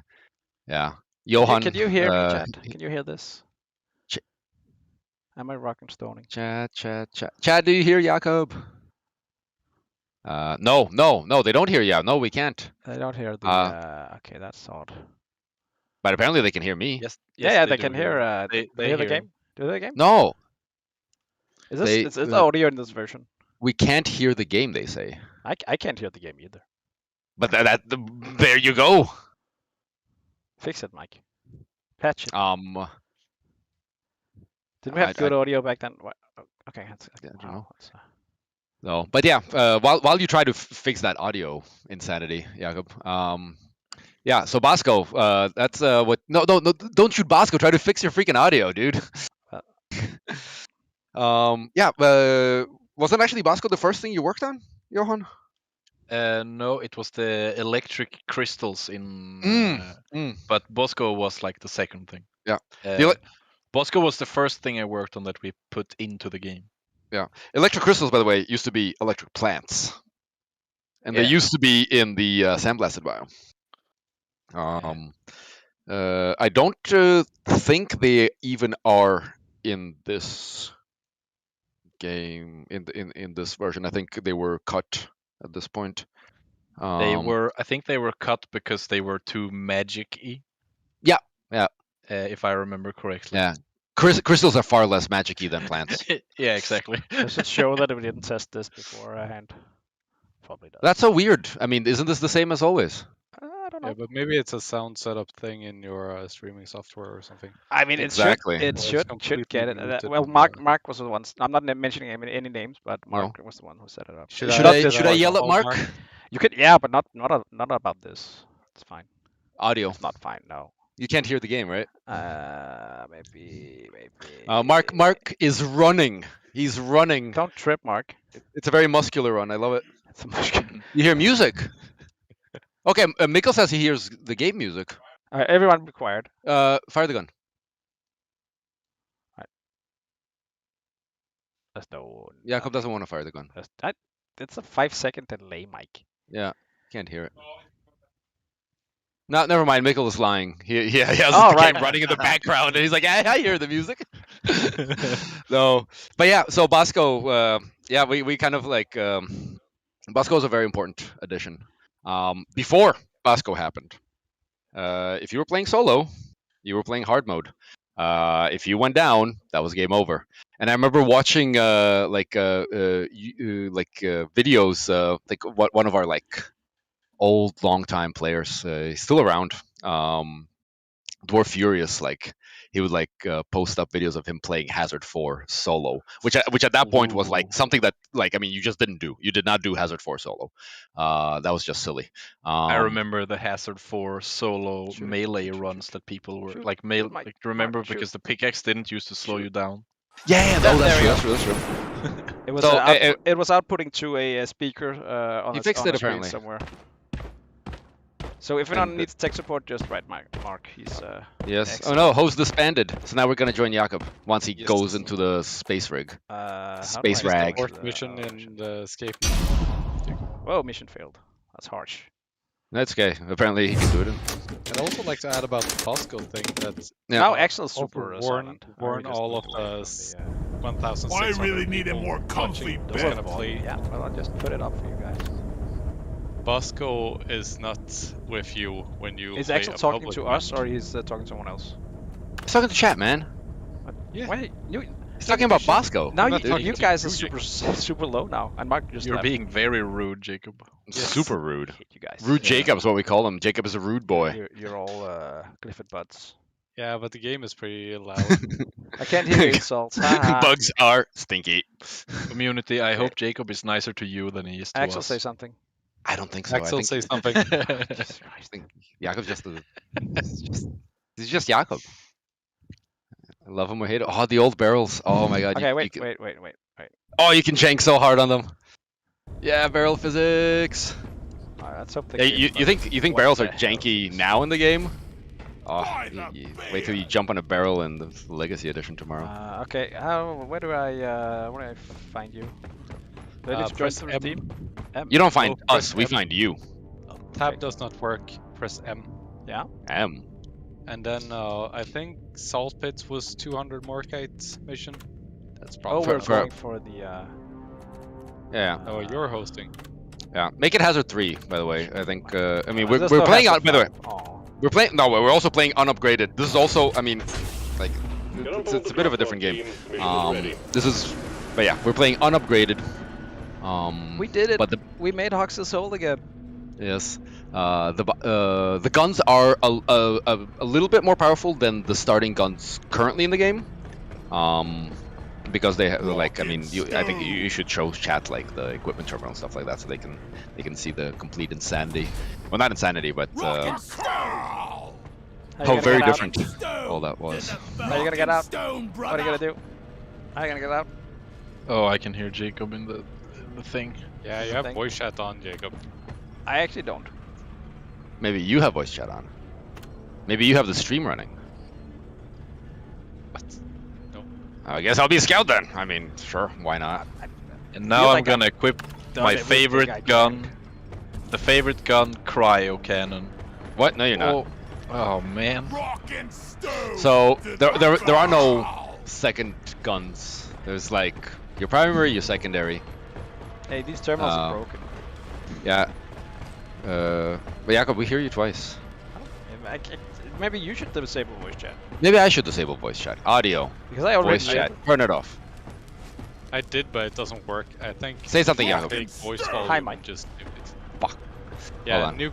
nuke the voice volume slider. There we That's go. fine. Oh, yeah. This was Like- back when like the voice we said before, we won't do any bug fixing on this. No. This is what it was back then. and Yes. This is what you get. It's part of the experience, man. Also, anybody who wants to stream this when this goes live, the jukebox. Remember, this is before we kind of made a streamer-friendly jukebox. So those like super royalty-free audio songs that we have on the jukebox that like apparently we're not royalty-free if you're streaming the game or whatever. The point is, don't play the jukebox on your stream or on your YouTube videos, just in case. You have been warned. Should we let the players explore the space rig themselves tomorrow? Play, Just look away from this room. sniping you. Oh wait, does this? Yes, it has it. It has it.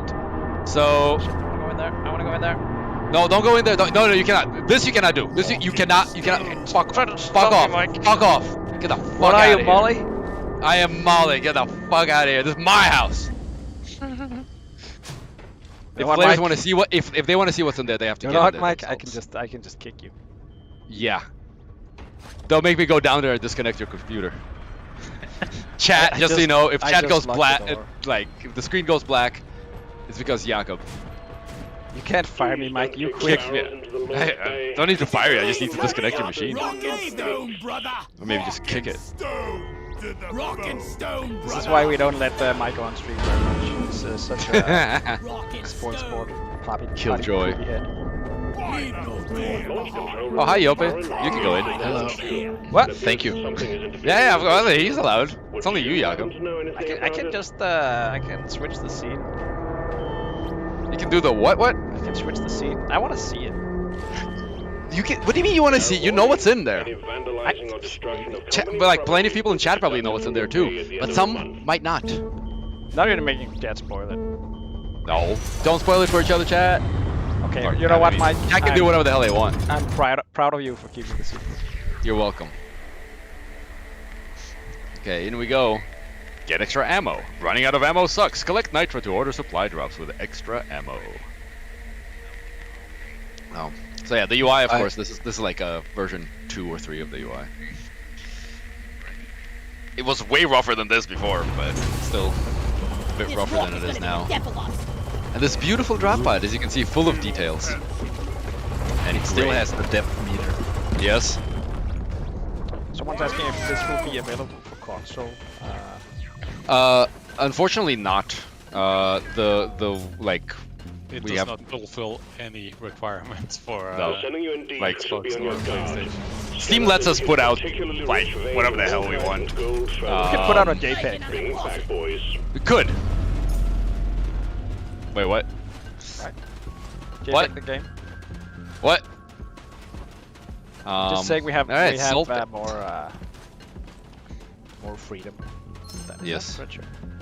Oh, I didn't have to pick it up. All right, then we added that little. Yeah, the orange thing is red sugar.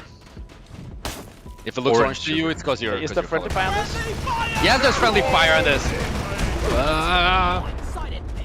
I have 2 more. Ah! Hey, Oh no. Units. Haha. Give me orange sugar. This is also where you can throw multiple C4s. Fine, Mike, stay. Like you just, I think if you press reload while you have the C4. Die. Out of ammo. Yeah, you're out of ammo. You're out of ammo. No, you're out of ammo.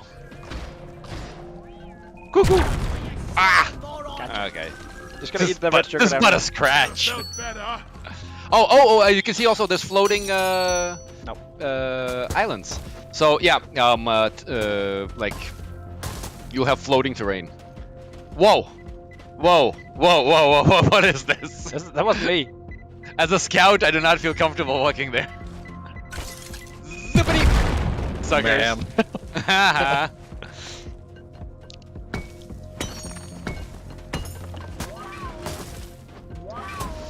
But yeah. But Axel was trying to say something about Bosco before Jakob so rudely interrupted him. So, don't expect Bosco on public missions where you play by yourself. It's only in solo missions where people can join. That's true. There's also a quick join function. Yeah, I don't know if that works anymore. A quick join button. You use the serverless. Yeah. You also cannot join friends through the Steam interface. Like it was launched in a great state. Yeah, it was fine. It was fine. I mean, the thing is that the core game is there, like as it is. I mean, there's more stuff added, but the core game's there. Sounds the different. only thing we added for this version is the watermarks. Yes. And that's just in case. Yeah. People are like, oh, what is this? Well, it's the Deep Rock 2018 Legacy Edition. Haha, who won? I thought they did the same thing as. Oh no, Is I that lost the my old gun. KVH model? Or Yeah. are you Yeah, the old everything. Wow, the flares suck. And you can't reload cancel in this in this build. Oh no. Have to watch the entire animation play out. Yes. But you I can't mean, there is no auto cannon though. But you can. Q mine. Yes. Q mining. I never could actually get the hang of it. Yeah. That's why you patched it out so you wouldn't feel bad. That is why I patched it out. To make up for my inadequacy. If I can't have it, no one can. Well, now they can, so... Sabotage. Wow, we brought back Q mining, Mike. Yeah, you did it. Congratulations. I haven't Finally. seen an enemy yet. Oh, there we are, except for the spitballer. Cave leech. Yeah. That was more like for Mike. A wave will come. I think Will if it you're though? quick enough, it doesn't really catch up with you with the enemies. Loot bugs look exactly the same, but you can't pet them. This is before the petting craze. If you can't pet them, shoot them. Yeah. Because being able to pet them prevents people from shooting them. Yeah. Has it been explained how to open the legacy version? You will get like a launch option when you launch the game with Steam. Like DirectX 12. Safe DirectX mode. But that also means if you check the box that says like skip the end like start selection. Yeah. You'll on have Steam, to go and enable then- that again. Yeah. Maybe we should do like a little post Yeah, maybe. showing people how to do that. You can do that, Mike. That's fine. No. Like I don't even know how to do that. So it's gonna look Floater. Text is gonna be played 2020 Legacy Edition. So it's gonna be Oh my god, the flamethrower is not as responsive as in the game. No, this is the old flamethrower. I'm pretty sure this is before the heat system. What does it do then? It's a very cute platform gun. It just applies an STE. So you can like tap flame things. I remember back when I joined, the flamethrower pretty much just used to do a lot of damage, and then we changed it so that the fire like dot used to do more damage, so you would like spread around fire more. I don't know which version is in now, but I mean, I'm pretty sure like when you burn something, there is no heat meter or anything, right? no, but No. So it is the damage version, and then there's just the ST.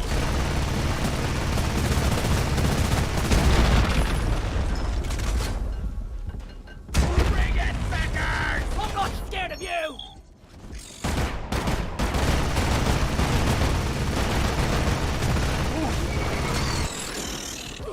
Eat it!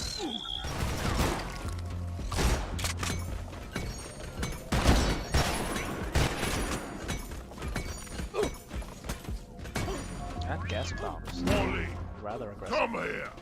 Rock and stone to the I have to stand still to do a problem. The Scanner's lit up like a Christmas tree. We got a swarm incoming. They don't have any nitro. Thank you, brother. You're a true friend.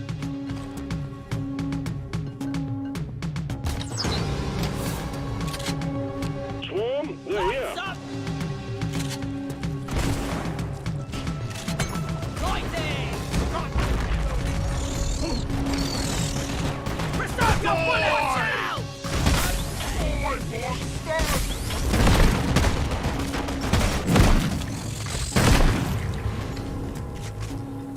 Let's order a flight.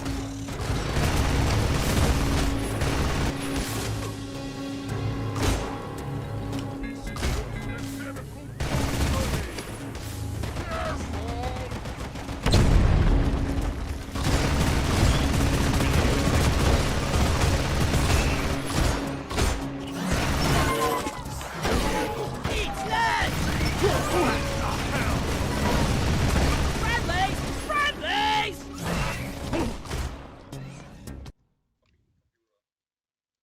You're saying right now. Oh wait, they can't hear us. No. Yeah, Mark. Oh, Mark no. plugged into his. Jakob, why would you do this to us? I was Mark. marking. Still Mark. It's always. Why would you possess Mark and do this to us? Someone had to. Use your own account. Jim. Always have been.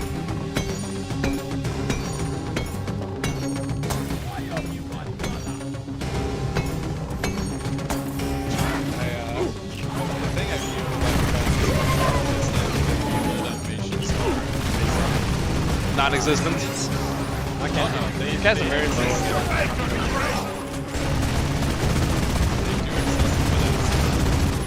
I love how Praetorians just ragdoll like wee. We just The Subata actually has a real reload animation with the magazine popping out and putting it back in. Aren't you fancy? Yeah, With your fancy Subata. It's because the Subata is the best weapon in the game. It is. It is. It's always has been. Always will be. What's my power attack? It's in the equipment terminal. Did we even have a... I think we had a power attack at this point. We'll find out. You can show the equipment terminal when we come back. I thought I had moved all of the UI away from the top left corner, but as the RG historian pointed out, the team health when you press control is... You're a very low, actually. No, yeah, haha. Am I low? Or Yeah, I think you're low. Yes, you're low. Yeah. It could be higher.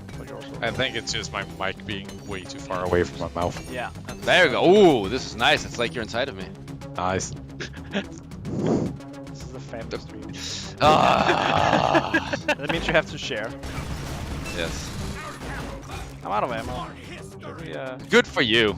We have 21 nitro. You have 21. I have 21 nitro apparently. We apparently had 85 nitro. Maybe I should deposit into Molly. Oh, Jesus. Yeah, I'm gonna grab one of these. Someone is saying a no in the chat. Mike. I think they've heard you talk. What are you talking about? You do that one, occasionally you say no. Ah, do I? Yeah. So I do. Make you feel very Danish. Well, I have lived here for a long time. Yeah. Sorry. What? I like it here. It's infectious. Well, are you sorry for the Danish people that I'm here, or what? I mean, just big. Oh, you're just sorry in general. Yeah. Jacob, I'm a bit lost. Can you just look at the map and say that roughly map. where we are? Just turn right at the next 7-Eleven and you should. Yeah, I think you should open the map and actually help it still has the 2D map. It was top down only. Wow, what is this, Daggerfall? Yeah. Yeah. Get good. How would you? You would. You just spoiled. Back in the day. I can see where I am. I can't see where. Wait, that's. I actually foresee like people wanting the old 2D map back because it's so much harder trying to find your way back with just a We can 2D have it map. as a mutator. Old technology. Shitty map. Okay, that could be funny. That could be funny. It's like management realizing that the dwarves are spoiled little brats, and now they're degrading equipment. How would you like a trip back to 2018, you stupid dwarves? We did it, team. We did it. We got also, I'm all pretty the sure hard- we're in the end room. I hate how management's like icon pops out from the top of this thing, like the box, and it's like not centered. Well, you already are on the team when this happened, so you let this happen. Let's call it a resupply. It's my choice even. Yes, indeed. But you see, Mike, for strategic reasons, I know nothing about UI, so I can't fix it. Oh, that's clever. Yeah. It's reverse job security. Gotta have someone else. Here. Sorry. Have a magical crystal. It's worthless, but it's fun Magic, to magic. fly around on. How often do you all usually play DRG? I mean, me and Jacob plays it on stream every week. Yeah, twice a week. Even. Yeah. I'm double Should we dipping. call it back? In 2018, what are you gonna do to stop me? Yeah. Nothing. Nice. It's not like we are pretty missing sure any machine events or hidden I think lost pack or anything. Yeah. Molly's not gonna leave behind markers either, I think. Well, I think We'll see. I think that's. Does she? Already? Yeah. I remember making that. But when? Or no, maybe I just made the arrows that points to the next one. No, I don't remember. I guess we'll see. Let's see. Come No, on. she leaves them. She leaves them. markers. She leaves them. But no Markers, arrows. No arrows. Yeah. Arrows. Still don't think we should have put the arrows. Why not? So that this way, when you see it, you don't know exactly which way you should go. But the light blinks in order. Exactly. That's enough. Oh, it does. I've never realized that they do. It blinks towards Molly. Yeah.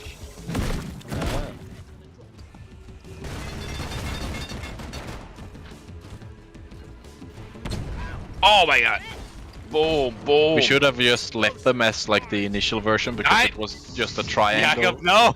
You bastard! Like, so you could never see which way the arrow was pointing. Jakob's trying to leave me behind. Not? Yes, you I'm are. leaving you in 2018. No. Sucker. Ah! Bastard. Unbelievable bastard. Ah! Gotcha. No! I'm out of C4, Mike. Good. I'm coming for you with my... Yeah. Say hello to my boomstick! And the C4 one-shot Praetorians. We should bring that back, Mike. Yeah! This guy. Just double the damage. Praetorian behind you, Praetorian behind you, Praetorian behind you. Just double the damage of the C4. The platform texture is way more detailed as well. Well, you know, that's Almost how... like they skimp out on the cheese quality in the modern version. Go, go. Come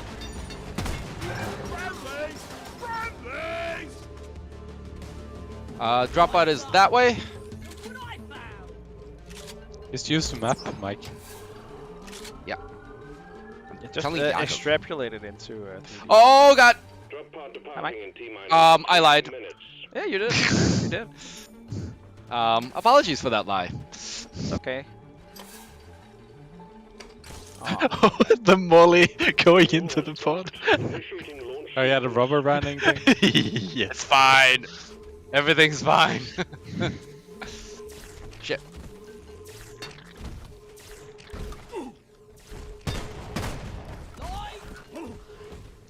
There's Praetorians everywhere. There's Praetorians everywhere. Nah, There's also exploders everywhere. Shit. Ah. IFG! I think only you had a driller, yeah, but the driller made it to dropout no issue. It's more of a I think you just gunner stayed and at the scout dropout issue. from the beginning. We're fine. We just had a little tussle. Yeah. I think it's a lazy bones issue. A what? A lazy bones issue. What's a lazy bones issue? Well, you tell me, Mike. I don't understand it. Alright, we're here. Get in, get in. Oh my god. Like, from the modern game, like I usually right click to to cancel the reload animation by like habit, and now right clicking just makes you do a melee hit instead. And boom, boom, boom, instead it takes 3 times as long to reload. We did it! Level 2. Hell yeah. Very nice. Then maybe just take a quick look-see in the equipment terminal. Yeah, we're also almost done with this part. And we also have a part after this. Is this the equipment terminal? That's Vanity upgrade shop. gear. I'm gonna spend all my money on lighting, but no, I'm not. I'm gonna upgrade the spend any Subata. There we go. Upgraded Subata. Nice.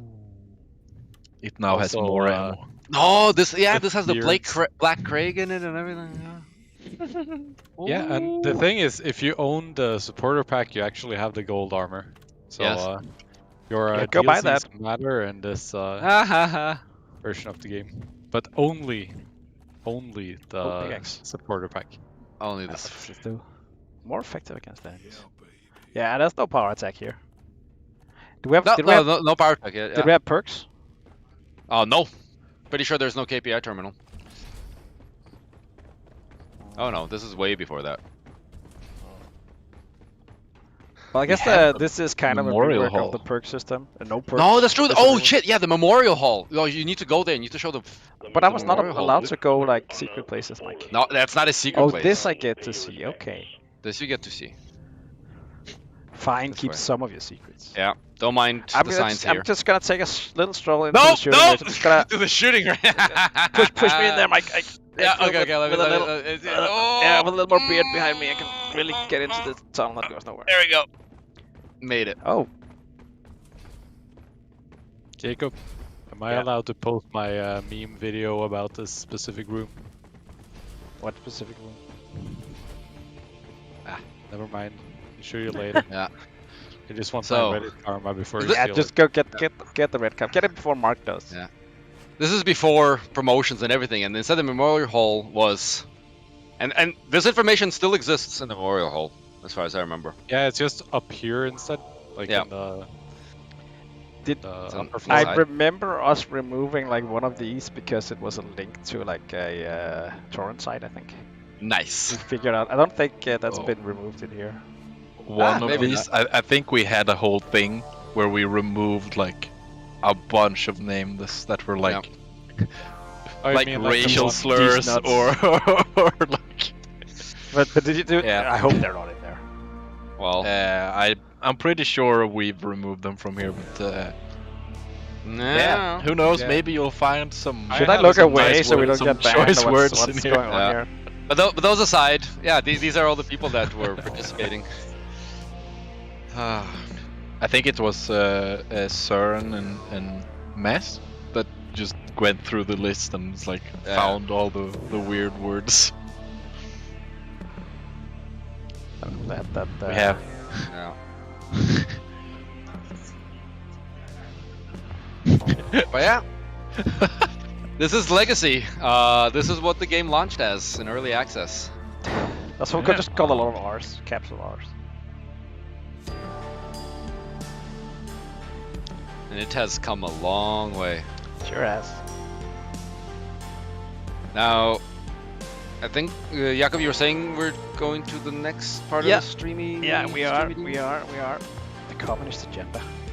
Isn't that on twice? All right, All right. Let's. let's go switch branches. Yeah, I think you just need to guide me to where I found that information. Don't say it here in real life, Mike. Wait, what? Sorry, what? Don't say it on here. We are real live, so. Okay, I'm gonna come to you. Okay. Thanks, Mike. You're the best. Yeah, you're welcome. Yeah. Yeah, we will be back in a few minutes with the last part of today's program. It's secret.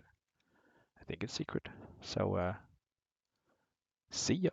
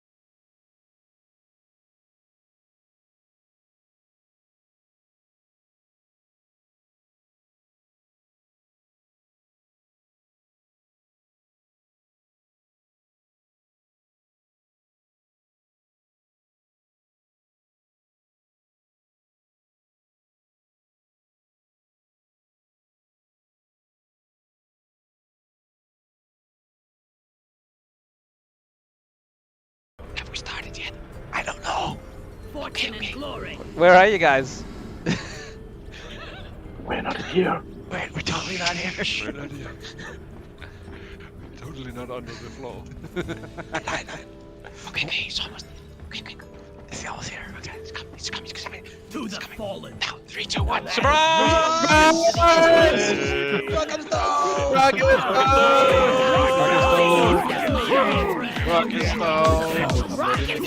Oh no! I can't get to the beard.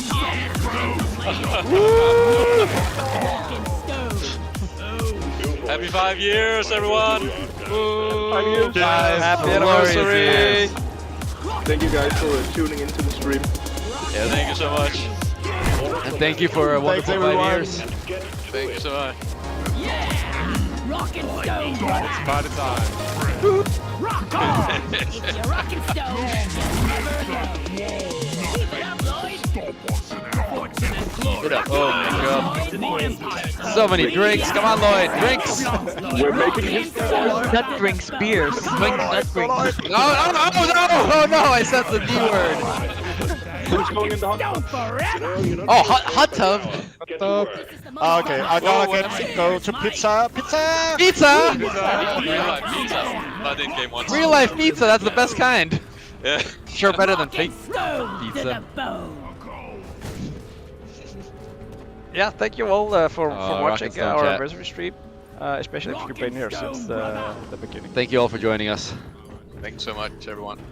And thank you for It's been a being lot part of of fun these 5 to do this years. anniversary stream. It's always fun. This one's been extra fun. And a big thanks again to all the people who submitted those amazing videos to the Hiring for Hoxxes competition. Final reminder that everyone who submitted is going to get the Supporter 2 DLC. And yeah. Please stop vandalizing the decorations. Should we go into a mission? Oh, we gotta go get pizza. Grab pizza, man. Jakob, where is Jakob gone? No, I'm eating pizza. I gotta eat He pizza. ran away. I'm still here, Mike. Mike, you muted. There's no room. Has pizza been served? Not yet. It's on the way. Rock and Why are stone. we getting What sandwiches? is going on? Because we did pizza. You should feel ashamed of yourself. Continued survival. Wait, that's Yeah, not right. space for me in the hot tub. Decorations alone before Are you trying to like squish? It's not a clown car. with radon gas. It's everyone in the hot tub. Radon. I'm trying. Get up there. A lot of clowns in a vehicle, Jacob. I think that's a Maybe clown car. suck in your gut, and we can film. Vandalism of the decorations will not be tolerated and can result in detention. Mission by the bear. Fair warning. Any Well, as we say in vandalizing Sweden, company it's if there's heart room, there's butt room. at the end of the month. Any and all decorations are to be considered company property. That's Sweden for you. I'm not even surprised. You're making management Worship. consider cancelling the holidays, mine included. Please We stop should do this vandalizing more. the decorations. We never get to play together. Let's do a Friday stand-up like this. Contribute to a festive atmosphere. They're not toys. I'm ready for that mission. By the If bear. this continues, management has Kick the it. Does it power work if and we start? will Let's try. close the I don't know. abyss. Are we doing Did okay? he say buy the beer or did he say buy that beer? Both. Yeah. Behaving like In two one men and phrase. children. Please stop it. Oh, but I'm very drunk. Drop pod is cleared. Time to get to work. Have to go in the hoop. Time to go get in the hoop. Rock and stone forever. Oh no! Oh no! Cursed to be drunk on the mission. Drop sequence initiated. Are we all gonna start in the drop pod, or what's? I don't know. I have not tried this mod, but I mean, we don't even fit in the damn screen. The Griffiths are in for a surprise. Yes. We should probably mention that that we're using a mod. We are using a That mod. allows you- Modded game. that This is a allows you modded to play game. full. It's made by Banishment, one of the awesome modders who makes mods for the game. And We try guys to are previewing season 4. I fell out of the world. You guys can go download the mod as well if you like. I'm falling forever. This is very lonely. Okay, it's very black. Yeah, I'm in my the cave. I lost. Connection lost. Oh no. my poor computer couldn't handle it. It was too much. No. Too it's much all right. dwarf. Too much for one computer. No. Yeah, but yeah, that's I guess that's it. That's it. We tried. Thanks for We watching, tried. everyone. Thank you for watching. I hope you enjoyed it. And remember, the anniversary event and all the fun stuff is going live tomorrow. The Legacy version and the DLC will be available. Legacy only on PC though, or on Steam. And you have any final words, Mike? Do you have any what? Final words. Rock and Stone. Good choice. Good choice. None can stand Rock and before us. Stone. Rock and Stone. Oh. Rock and Stone.